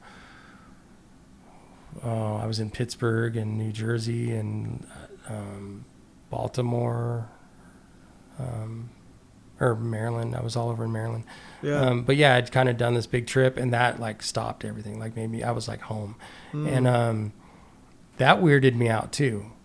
Like I hadn't been home like in a straight amount of time. Like I hadn't really. I'd always been gone, for like 3 or 4 days, and then home, like being a dad and running a tattoo shop, and then like next convention or next guest spot, go. And so when I didn't have that, I was just like, what is going on? Right. And also, I mean, I'm sure I definitely upset the flow of my home, too, because that was normal for them too. You know, like this is our schedule. And now I'm just like this dude there all the time. Like, what is going on? So it definitely like overturned like everything. Ended up, that was like the precursor to my divorce. everything kind of unraveled from there.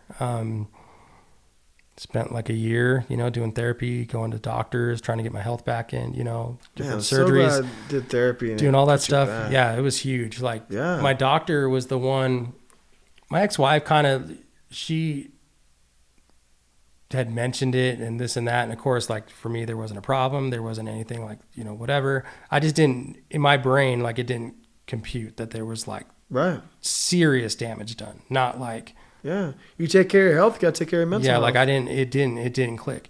And my doctor became like a really good friend of mine. Like he's a good dude. That's awesome. And we were just talking one day. He gave me his cell number. He was like, dude, if you ever feel like whatever, call me, And I did. He's like, you need to go talk to somebody. And so I went kind of like half-assed, went to a couple of appointments, like 3, 4, and then things started clicking. The things she was like talking to me about. And like I started feeling better, even like in just the first few things of speaking with her. It was like, oh, like I got some stuff going on. And then ended up dealing with, like, it was crazy, not only like the accent stuff, but then like started learning about myself and like why I think the way I do or why I react or what, I mean, there was all these things that, in that process that you learn of like, oh man, like a lot of self-growth there. I've done some pretty shitty things, like probably should deal with that, or not so shitty things. And like was treated this way, you just end up dealing with like everything. So I figured like, if I'm coming, I'm going to throw it all out there. Yeah. Like, you're going to get it all. Like if I'm going to come and do this, like just get it all and be cool. Yeah. And so, the therapist I worked with was awesome.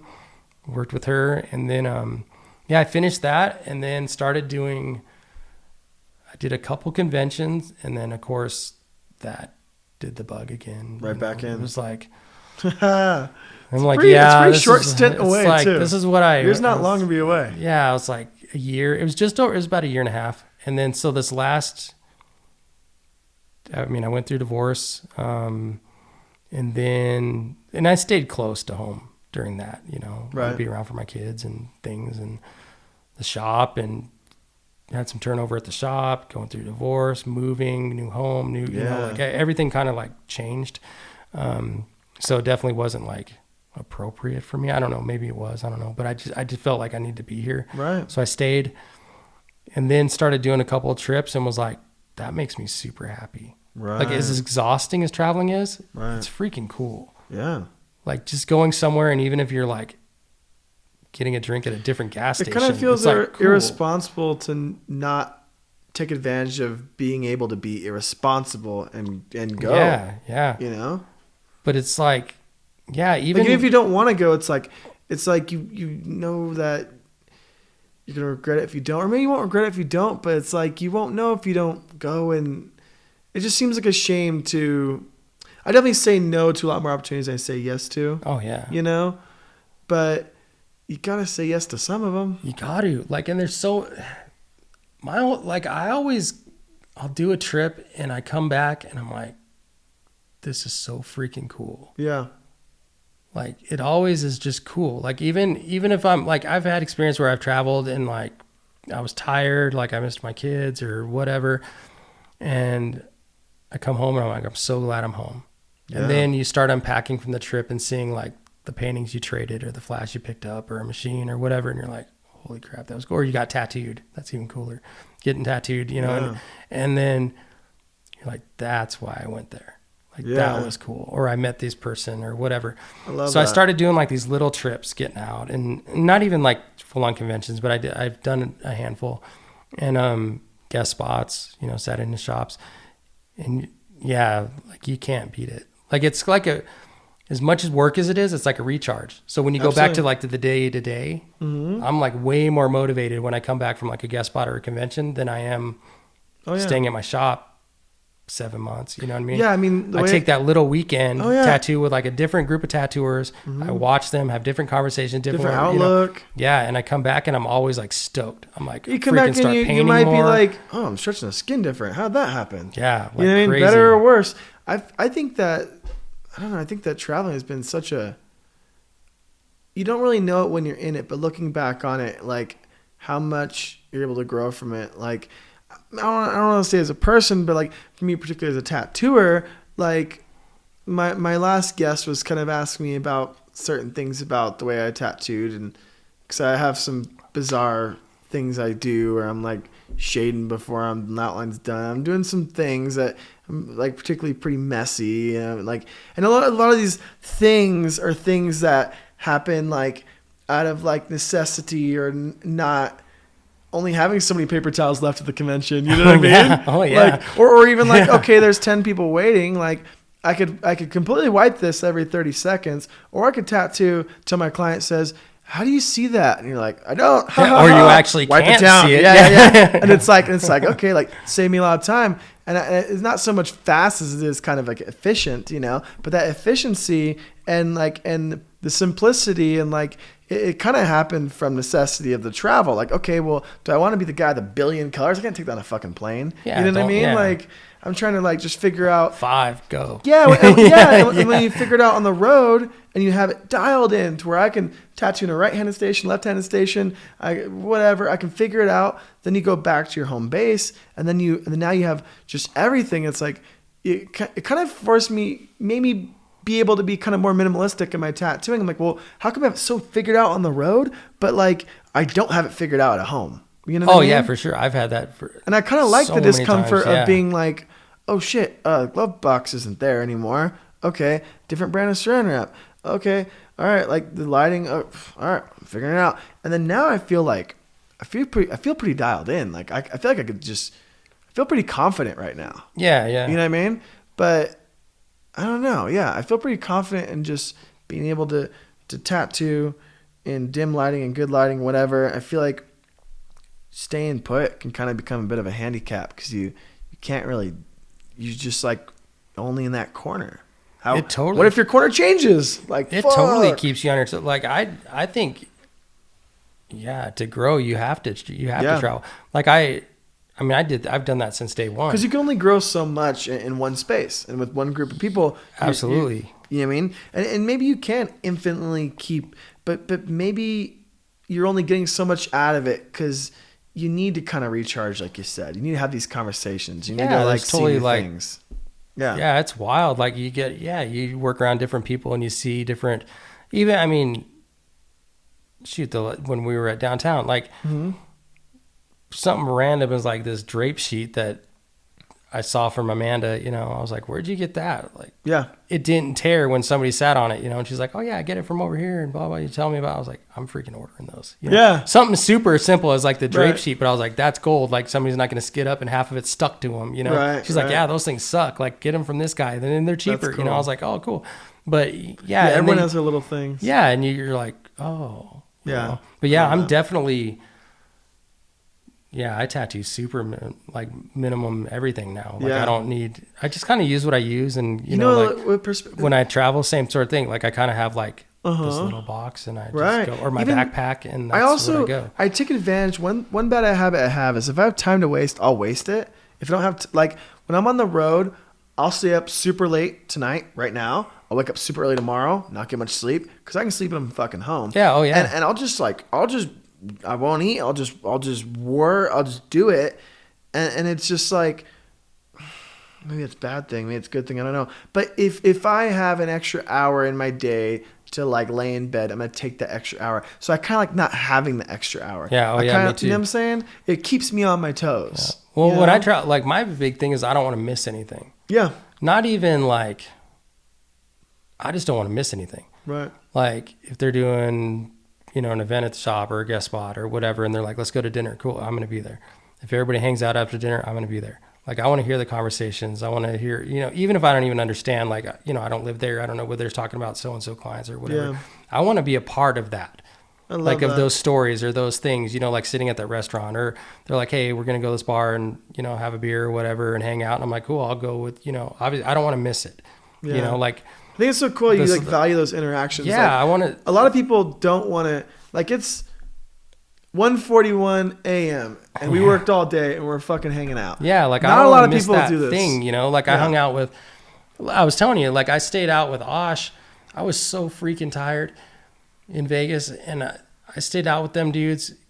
Just because listening to them, and they're screwing around. We were messing with his phone. We were taking a bunch of pictures and like, it was like selfie kings. Yeah, the selfie. Yeah, we took so many selfies on his phone. It's funny, and but like that's the stuff. Like that's the stuff that makes traveling cool. Like, yeah, going to the shop and tattooing, or the convention and tattooing and those stuff. But it's the things that happen like in the trip, like afterwards, after the shop, when you go and eat and you hang out, or you go see somebody's like, hey, we're going to run over to this park or whatever. Right. You know, I did Fresno, and Tilt and I went to, we loaded up and went to the Fresno swap meet. Oh yeah. That afternoon was or that morning we loaded up super early, went to the Fresno swap meet, checked out all the stuff. It was insane. If you've ever in Fresno, go to the Fresno swap meet. Shout out swap meet. It's yeah. sick. It's crazy. I went with it's a Hmong. There's a lot of Hmong people there. Okay. I don't know if that's correct, know. Hmong people, but they're Hmong, like the Hmong people. And, What is that? I just said it twice. I don't even know if that's politically correct. But the nationality Hmong. Okay. Hmong, Not aware. it's crazy. You could there's live chickens running around, and they'll like, if you want a chicken, they'll lop its head off, cook it for you, and they put it on a stick and give it to you. It's in crazy. Fresno? Yeah, in Fresno. The Fresno swap meet is insane. It's so freaking cool. Yeah, I got pictures of like Tilt. He found churros. He was like holding 2 churros. He's all stoked. But yeah, but that morning was so cool. Like the convention was awesome. You know, Yeah. I worked with Tilt and a couple other guys, and you know, the conversations were cool, but it was those outings. Right. That you look back, you're like, oh, Totally. that was the time we went to the swap meet, or we went to, you know, like we It's went to cool when dinner. you get your little. I like little trinkets and stuff. Like I remember when I did the Tulsa one with Ashley and Tanner. We went to like the Tulsa flea market, and supposedly it's like the biggest like open air enclosed, or not open air, biggest enclosed flea market. Like it's this giant like a airplane hangar, and it's like the biggest airplane hangar that doesn't have any poles in the middle. It's just a fucking giant thing. Yeah. I don't know how to describe it. But there was just tons and tons and tons of booths, and I bought a bunch of California raisins. I got some like weird like Bugs Bunny kind of posing like 1970, like weird like, you know, like stuffed animal. I took tons of photos I made into tons of tattoos later on. Like, but yeah, and I had those up on my shelf, and everyone's like, oh, the California raisins. They're like, oh, I saw those when I was a kid. I'm like, yeah. And I'm like, oh, I got that. It's almost it's almost like that's the tat. Like, yeah, that's my little travel there's so mark. much like cool stuff. I love like, the little things. Yeah, and just like the things, you know, like we were talking about today, like favorite spots, if you could move, you know, whatever. There's so many, like, if you could move, like whatever. Man, we both have that bug, like go to somewhere new. I want to live there now. I want to live. Yeah, it's the best place on the planet. Live like, everywhere. oh, I just saw this. I'm moving there. Yeah. Yeah, but like when we were in, I was in New Jersey, and we drove by the Air Force Base that had like where they built the Hindenburg, the big thing that exploded. Like that thing's there. Crazy. And the guy that was driving me, he was like, yeah, it has its own atmosphere inside there. It's so big. It actually rains inside. He was telling me all this history about it and, you know, all stuff. He goes, it's crazy. Like it'll actually rain inside that big dome thing. Yeah. It's still there, but I got to see it. Got to see like all the things. Like there's this place in Oregon, this little breakfast spot I found on the coast of Oregon that I would drive like 25 minutes away from the convention every single morning and go have breakfast there. That's cool. Still order bread from there. Yeah. You can call them and they make their own bread and they will mail it to you. That's cool. And you get this bread and like just all those spots that you find. There's just so many little things, and there's so little time to see it. Yeah. Like you know? I just don't want to miss it. And so like I think the longer I stay put and the more I don't know. Like outside of it makes me feel weird. Like I get weird when I stay in one spot. Like I get super weird. I feel like because of this, I feel like I've been overstimulated where I feel drained when I'm not being drained.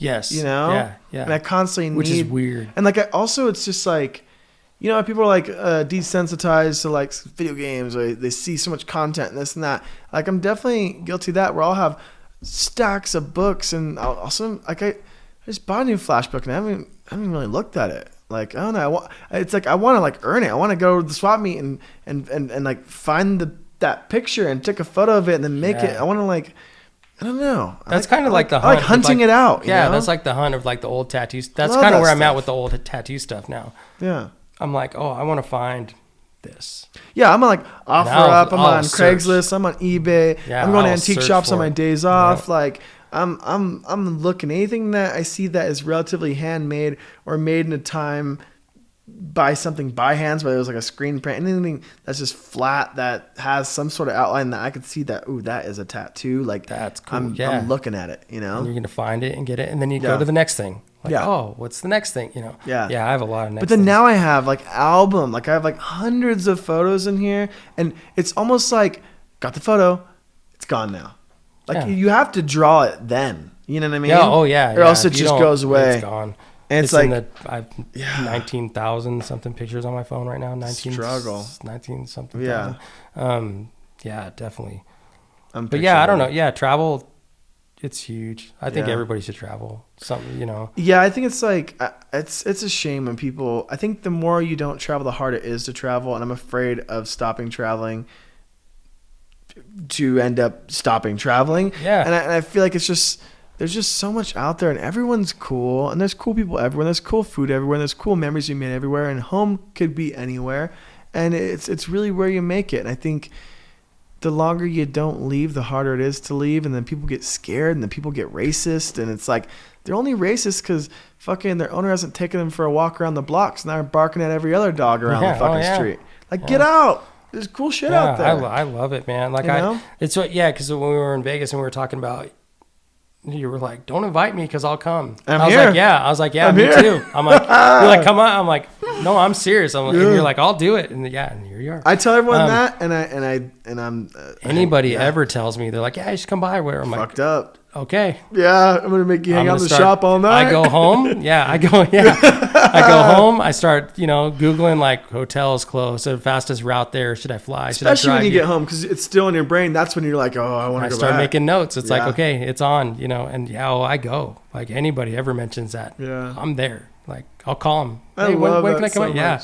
I love that about you. I love that the other day you're like, text me and you're like, can I call you? And I called you. I'm like, yeah. And like, I just want to talk to you for a minute. We talked for like 40 minutes. Yeah. I love that. It's like, I love that. I fucking hate the fucking text thing. It's not a viable way of it's not real. Texting's the worst, man. It's so primitive. I'm the worst at, and it's not it like, sucks and also I'm very straightforward. And like, if I do this in text, you may think like, whoa, that dude's a dick, or like, well, yeah, because there's no, everything is out of context in text. Like you can't, but, and it's a bummer because that was part of our conversation, like this whole social media thing that I'll fight it. But you can't. Well, that's why the YouTube thing I think is me, because Instagram, Facebook, to me, that's text messaging, right? Yeah. YouTube, that's the phone call, bro. That's where I can for sure. You know what I mean? Like I can't get that out on Twitter, but I could talk for 1 minute and boom, there it is. It's done. And it's gold. Like it is gold. Like I'm serious. Just today, that the two people on this shop Facebook, they're like, oh my God, that guy's there. Like I follow him on YouTube. Right. Super wild. It's crazy. That live here. They're like, I follow that dude. It's so, the social media thing and texting and email and messages. And, I'm like, pick up the phone. I get overwhelmed by it. Like pick up the phone. Like we get hundreds of messages on the shop Facebook and Instagram and all stuff about how much for this, how much for, can I set up an appointment? How much, how much for a tattoo? Come in. That's a hard thing. Like, let's just have a conversation. No, it's hard. Like, let's have, literally let's give you exactly what you want. Not because I'm lazy I don't want to answer the message. It's a disservice to them. Yeah, I literally they're not going to get the same experience in that text message or email as they are in person. And you can't explain why it's going to cost that, or why it needs to face that way, or why that thing won't fit in that fucking dumb spot. Yeah. But if they come in, you could tell it to them, and it's not rude because you can give them a better idea on the spot. You can figure it out together within 5 minutes rather than 5 days back and forth emails. But I think part of it bums my frustration. I think what part of it is I get bummed out because this stuff's like an experience. Yes. Like everything we do is an experience. A lot of what everybody does is literally like window dressing. Like they're just making it look good or whatever, Right. The way people set up these days with like freaking 60 things in their setup. There's most of it's bullshit and doesn't do anything. It just like looks cool or looks more medical or more technical or whatever. Right. Yeah, I wrapped every single thing in plastic. Cool. My machine's in plastic. And you're my cord's in destroying plastic, the planet while you're doing it too. You on know, my little button, and then it's plastic on this. you're and like, then dude, still gonna throw fucking all wipe that- everything down afterwards. Still, and you just created 3 times more waste. Yeah. But people miss out on the experience of like that conversation. Yeah. Like that kid that I was telling you, like came in. I was telling you, the kid came in. He just has like phenomenal black and gray work on him. Phenomenal, like it's very nice black and gray work. And he came in and was looking at the wall, and he was mesmerized. He had never, in his brain, it had never thought about a different kind of tattoo that wasn't that. Never put his phone down. And then he comes in here and was looking at the wall and was like, that is so cool. Like Right. literally picked like that rose and dagger and was like, I want that huge. Yeah. I wish I would have got all my tattoos looking like that. Looks like a tattoo. Like that's what I wanted. Yeah. He got the tattoo he wanted, and it's phenomenal. Like it's sick. But he'd never been exposed to like, you know. And then we talked for like an hour, and he's like, "Oh man, books 2 appointments, gets tattooed today." You know, I mean, he's like off and running now. You know, people had he not done that, had he sent a message and been on Facebook, how much for a tattoo? Right. How much, you know, when can you get me whatever, like not come down, actually physically came down to the shop, had a conversation, looked at stuff to spark his whole interest of whatever, he would have missed it. Absolutely. And I think people are so instant gratification or lazy or whatever. I don't know. Probably not even lazy. I think we're just so used to like this instant gratification. Like it's so, oh yeah. And it's so normal now. Yeah. You don't have to have the conversation because we have 10 other ways to communicate with somebody. Well, and there's motherfuckers with like tattooed vape pens and Beats headphones on, not even talking to their fucking clients. That makes me crazy. Like I hate it's so that. disrespectful. The same motherfuckers that call a tattoo a canvas. It's like it's a fucking person. Off, man. Put your headphones down and have a conversation. Yeah. You don't have to talk to these people like the whole tattoo. This is like a connected thing. How can you be so far removed and so disconnected? Yeah. Like you're gonna miss part of that whole story. What are you gonna tell somebody when you went and got tattooed? Yeah, I watched the new episode of. I watched whatever Netflix on my phone. Yeah, the dude listened to his beats the whole entire time. Wrapped me up and I left and I gave him $300. Like, no, that sucks. Yeah, like I get tattooed. We're talking, we're having fun. I'm like, yeah, this sucks. Like I hate getting tattooed. I love being tattooed. Like having tattoos, I hate getting them. Yeah. Like and we laugh about that and we, like and you exchange so much wisdom. Like you learn about their life, they learn about your life, you become friends, you share a moment, share experience, you give them a permanent mark. Not only that you made with intent for it to look as good for as long as the time possible, but you gave them a memory to attach that tattoo to. Yeah. Like, why'd you get that rose and dagger? When I was this age, I was getting tattoos. I walked in this shop. It was so cool. The guy was super cool. I saw that. I wanted it. I got like it's more than just like, well, like this fucking hot Instagram model had it on their thigh, and I screenshotted it, and I brought it to the artist. I can't remember the name, but they had really cool shades. I don't really wear shades the whole fucking time, and he had some cool headphones. I don't know what he's listening to, but I really caught up on that new thing on Hulu. Yeah. Like it's just weird, no, yeah, I don't. Yeah, I think it's something like, I've never, it's like there's no TV right here. Like we should be doing this. We should be talking about this. That display case is full for us to look in it. You know what I mean? Yeah. And people, they'll be looking like they come in and they look and they're looking like this. And it's like, take the fucking blind, like look, like you came here, like there's like you're selling yourself short. Cool shit, like everywhere. Even any shop has something random that you're not going to see somewhere else. The thing is, even with the YouTube thing, right? I wanted to show that. That's the whole premise on why I did it. I was like, someone comes in and I do their Pinterest tat, but then they're like, I like that rose and dagger. And they come back a second time and they're like, okay, I saw a thing you're painting that's really cool. And now they're a little bit more immersed in this world. And they're like, okay, I want to get this thing off my phone, someone else's tat, but why don't you draw it your way? Because I still like that rose and dagger. I like your stuff, this and that.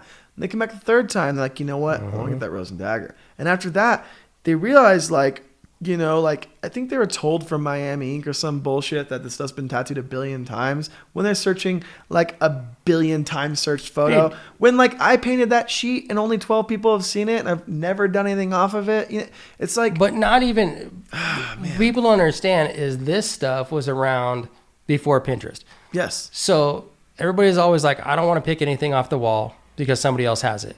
But Yeah. then they're going to come in and show you a picture that has someone like else's tattoo. 53 million Yeah. pins on Pinterest or whatever. I just literally learned what pin on Pinterest Right. was.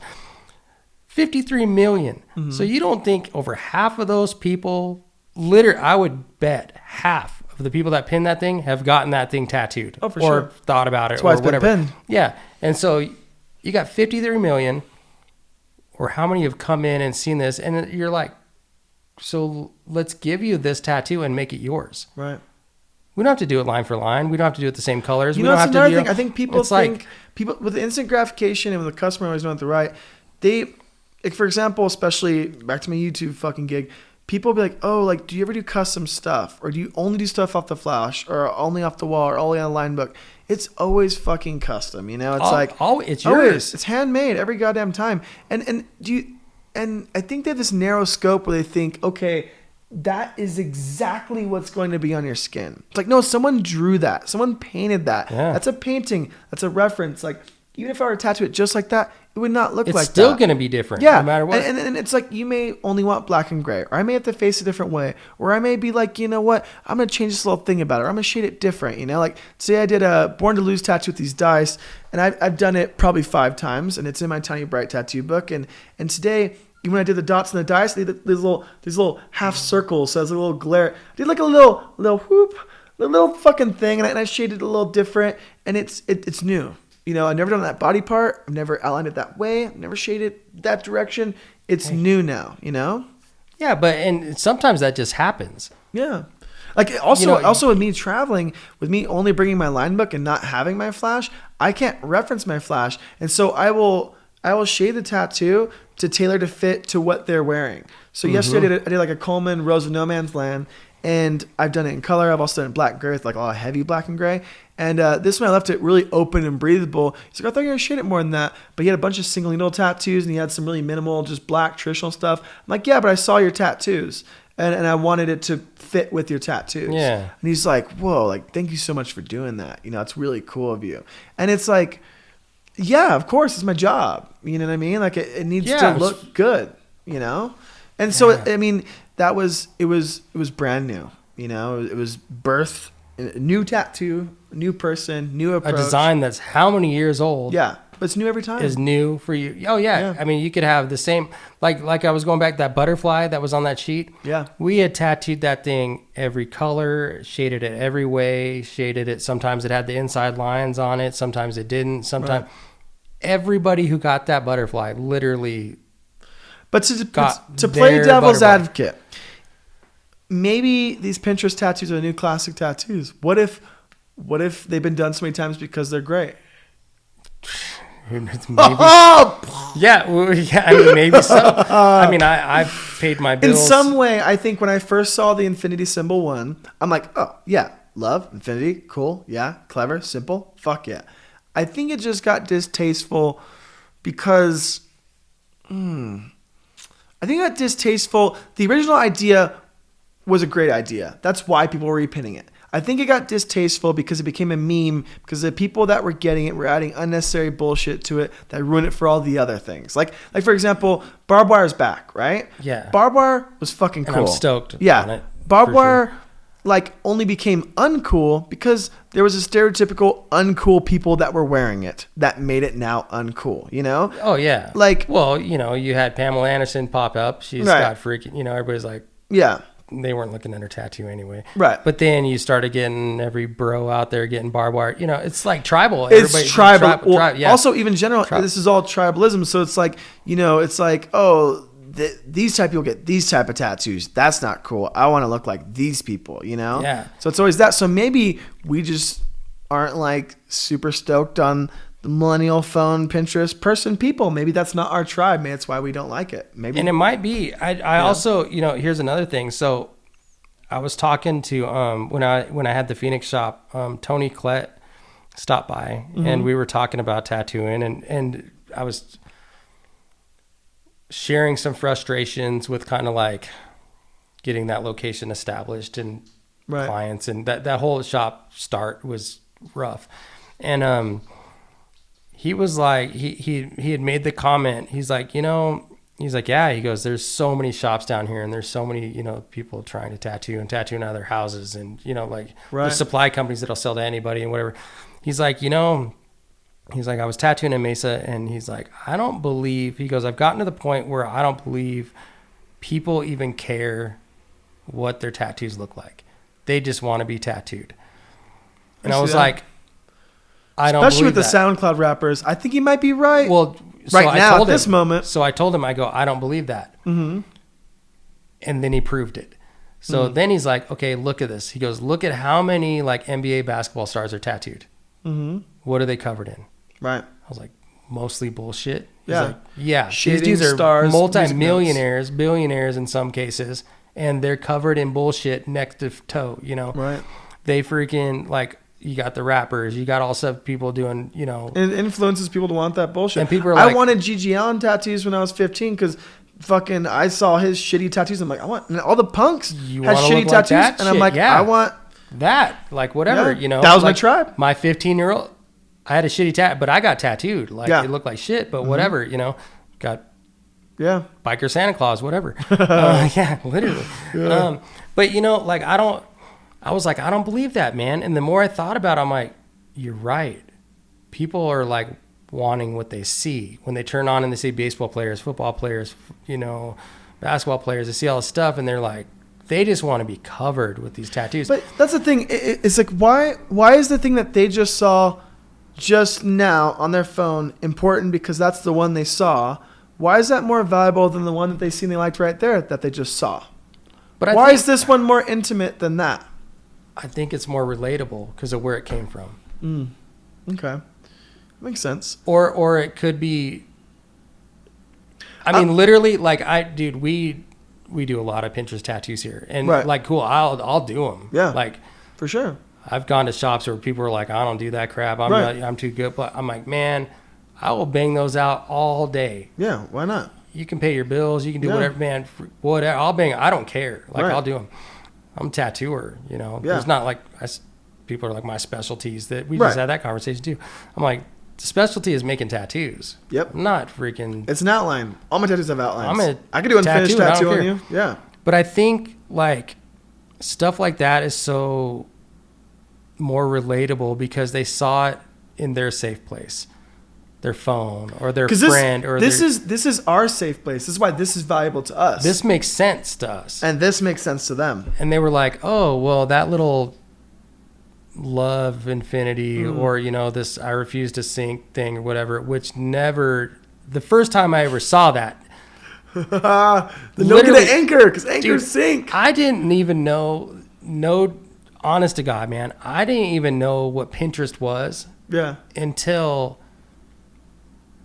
I was so late to the game. There was some girl in here that had this anchor thing that she printed out, brought it in. She showed it to me. And I was like, where did you get that? Mm-hmm. And she's like, Pinterest. And I'm like, that doesn't make any sense. Mm-hmm. I was boggled by what she just showed me. Like, why would you put an anchor on this thing that you refuse to sink? It's supposed to sink. Like, it didn't compute to me. It's a hard fight. She's like, I got it on Pinterest. Like, the battle may be worth it. I was like, yeah.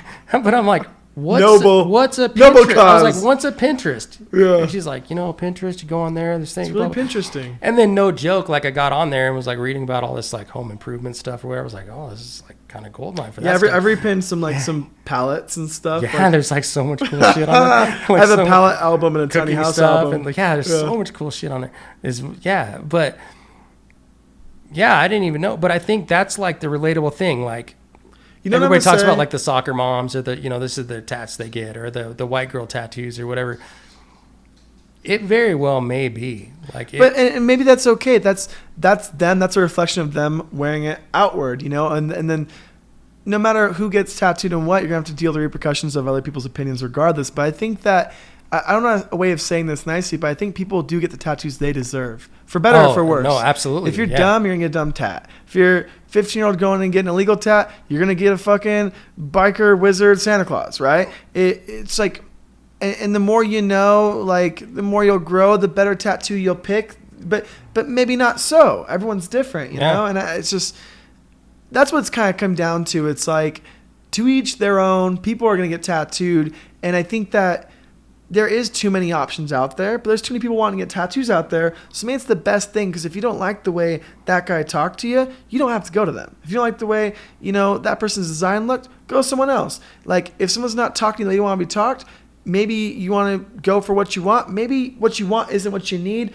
but maybe you don't care, and maybe you not caring, it's a reflection of the tattoos you're going to wear. At the end of the day, like, we're just here to draw on you. You know what I mean? Yeah, I'm just here to do it. Yeah. And it's like here's, I'm going to be like, all right, here's what, you want my opinion? Here's my opinion. If you can't handle that opinion, you probably can't handle the weight of wearing that tattoo and dealing with public opinions forever indefinitely. And if I have the ability to talk you out of your bad idea into a better tattoo, I feel like I did a good service for you, because if you really wanted it, you wouldn't have been able to talk out of it. And if I can't talk you out of that dumb idea, as long as I can make it last, and it's not on your hand, neck, or face, I'll fucking do it. We're just here. Yeah, literally. In that case, you're just here to give them the best bad decision they ever made. Yep.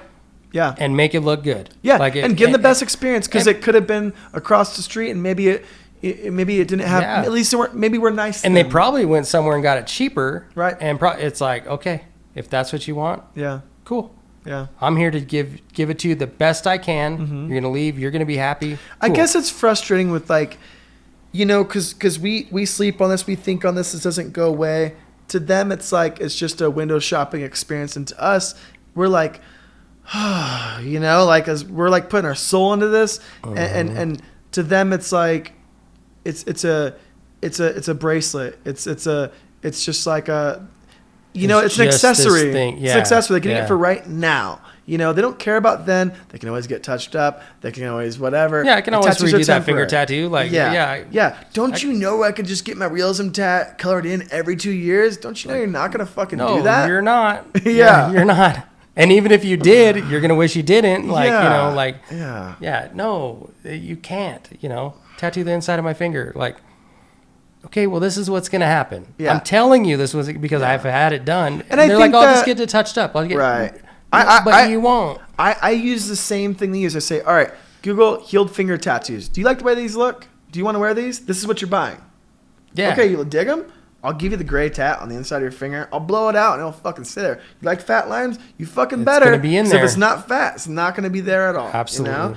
And I give them that. And if that's what they want, then fuck yeah. You know? But I think that someone with no tattoos, with no knowledge in tattoos and never looked at a healed tattoo, doesn't have the capacity to have the decision-making capabilities to be able to fucking want to get their palm when they've never seen a healed palm. Yeah. You know what I mean? Like, I think that you need to have them and wear them and heal them and be judged for them and have repercussions for them to be ready to make the decision to go below the wrist. I don't think it should start out first tat on the finger. You know, yeah. And things are changing, and yeah, you know, I've been proven wrong. There's people with jobs that have it, and I guess that's cool, you know. But it's like, what about when tattooing wasn't acceptable, and you really thought it out, and by the time you got to your arm, you really knew how to do it, you know? And I think there's too many options out there now to where it's just so flooded to where, how do people know how to get a good tattoo? Yeah, and so yeah, but going back to that, like with what I quoted Tony on, which literally, if people aren't following Tony Klett and they don't like, you know, if people like neo-traditional tattoos, they need to freaking follow this guy. Yeah. He's one of the sickest tattooers I ever had the opportunity to tattoo with. He's phenomenal. But he followed that up, like, because me just leaving it at that sounded like he was a dick. Like, he's not. He's one of the nicest dudes you'll ever meet. But he did. He was like, people, the general public don't care. They just want to be tattooed. They don't give a shit. Like, that's why people are getting tattoos at house parties and garages and, you know, whatever. And I was like, I don't know, man. I don't know. And he's like, well, why would you? This is why these people have garbage on them and they're getting tattooed and doing all stuff. I'm like, yeah, I guess you're right. He's like, so all I can do is find that niche of people that want good tattoos, that want to be educated, that want to, you know, and you show them this and then hope to grow that. Right. And I was like, I guess you're right. And that kind of like, we've always, there's been a couple times where we've kind of had some instilled knowledge, upon each other, and I was like, I think you're right. Like that's what I need to have with like the outlook of this shop. Like I took it over. It was a terrible thing prior to me.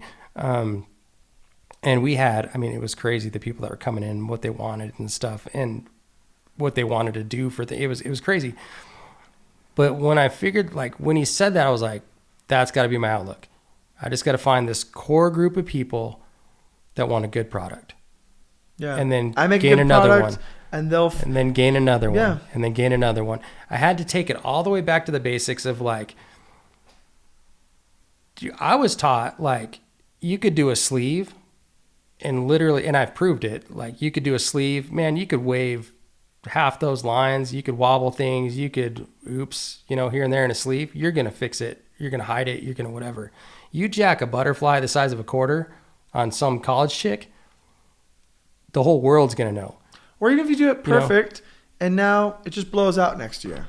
Mm-hmm. Or now it falls out next year or next month. But those are the ones, these palm size or smaller tattoos, you better nail those. Oh, yeah, there's no room for error. Because when you do, you just gained that girl's 10 friends. Yeah. And their 10 friends and their 10 friends. And I had to like have that mentality of like, he's right. The general public, in theory, just want to be tattooed. Just like you sought it out and like there's other people that seek things out too. If you're doing good work, people will realize it, I saw this, like, this is off topic, but it's really not. There was this Dave Navarro interview and he was talking, they were saying like, what advice would you give to people like young kids in bands, and they were saying like, should they focus on a good band name or like a band logo? And he's like, no, they should focus on their music. And like, they should play any show they can, even if it's not like the show they want to play. If their music is good, people will want to hear it. If their music sucks, people won't want to hear it. A good logo isn't going to fix your bad music. You need to play music so you can be good at music, And I think that with social media, I think the correct way to use it, the way I'm using it, I think is like, okay, here's a bit about me. Here's how I walk. Here's how I talk. Here's how I tattoo. There it is. Put it out there. If people don't like it, they're not going to look at it. Yeah. And if people do like it, they're going to look at it. And those people, some of them are going to value it. And those little niche, that little 1% hiding in here are the people who came in today. And that's those people that value it. I value them because they value me. So I want to tell them thank you. I want to give them a hug. I want to do the best job I can, so that way hopefully I get more of that back in return. So all you can do, the whole experience, give them those people traveled here. Like, what are you gonna do? Throw on some headphones and be like, "Thanks for coming." Oh man, yeah. So it's like even with like a public shop, like you're working with a general public. It's not people sought after. It's gonna be anyone and everyone walking in the door. At the end of the day, the best thing you can do is do the best job you can for them and treat them the best way possible, and hopefully give them a tattoo that can last as long as possible, or at least like let them know like, hey, this orange is gonna go, bro. Like you're gonna have this spot. You know what I mean? Like this is what's gonna happen, or show them or educate them. And if they're like, this is still what I want. Yeah. Okay. You get the tattoo they deserve. Yeah, it's true. Yeah, it's like, I've told so many people, like people come in, I got this and I got $20. Yeah, I paid $20 for it. I know. You got exactly what you paid for. It's true. Like, and if you can't see the difference, maybe good for you. Keep getting that good deal. Yeah, maybe. Fuck Get it. more. It's yours to wear. Yeah, go back. Yeah. Like go wherever did that, or go back. That's your dude. Yeah, I don't know why you're here. That's your dude for sure, because it's not going to happen here. That might take the dude out to dinner. I don't know. Like that's that guy literally tried to leave like $1 deposit today though. The dude, yeah, he did. $1. Damn. $1 deposit. Shout out to him. He's like, I'm gonna run to the ATM, and then didn't come back. But later. Yeah, he did try to leave $1 deposit for sure. I respect it. He tried. He tried. Pay for effort. Yeah, he definitely tried. I was like, no, it's still $60. And well, I got $1, and he whips it out. I was like, yeah, I think I saw him do emotion. Pulls out his wallet, pulls out the $1 because it's still $60 for you. But this $1. Yeah, he's like, he whipped out $1, and I'm like, what? But yeah, yeah. Yo, let's end it here because we're gonna run that 33 hours. Oh man. Oh, we went, man. Yeah. So what's your Instagram for everyone to follow? Is it Faithful Irons still? Is that what you do? Faithful Irons is the one I use. Yeah, Mm-hmm. yeah, I use that one. And then the museum, so and when the museum was humping, like it was going for a long time. Website with some books, Flash, a bunch of stuff. And then when I stepped away from everything, I tapered that off. Are you putting that back up? That's putting it. The site's up now. What I'll do is I'll put this out when that's dialed in. So what's it called? So they'll go to it right now. So Southwest Tattoo Museum. So Boom. swtattoomuseum.com is the website. And there's Instagram for it too. There's an Instagram, Southwest Tattoo Museum. Yep. My personal one is Faithful Irons. Yep. And then my shop links are all over that and stuff too. Yeah. But there'll be tons of links in the description below. yeah, there's kind of a lot of little things. But Yeah. the biggest project now I think is just kind of like, I think I'm just still working on me and like kind of working on that stuff, like my Instagram and getting the actual museum off and rolling again. Yeah, that's cool. Like, there's a lot. You of need to stuff. nurture that. You have a lot of stuff. There's a lot. It's out of control. People need to see it. It's a lot of cool things, and it's neat to see people that that don't get it or don't know, Right. And they come in and they're like, oh, that's cool. Well, because it'll bring them the historical value that they lack that we have, and we can bring them the same value, and in return, you're just going to be making cool tattoos because of it, right? And outside, I mean, all that none of this stuff was meant to be in boxes. Yeah. People painted it to stick it on the wall. Yeah. Like Catfish told you, save everything. Dude, and I still do. Man. Yeah. Yeah. I still, man. Ooh, Jeff. follow Catfish. I'm putting his Instagram. Yeah, if you didn't follow it 2 hours ago. 2 hours ago. Yeah, follow him. Gosh, yeah, there's such good stuff. Good stuff. I think we did it. Let's go to bed. We did it. Yeah, we did it.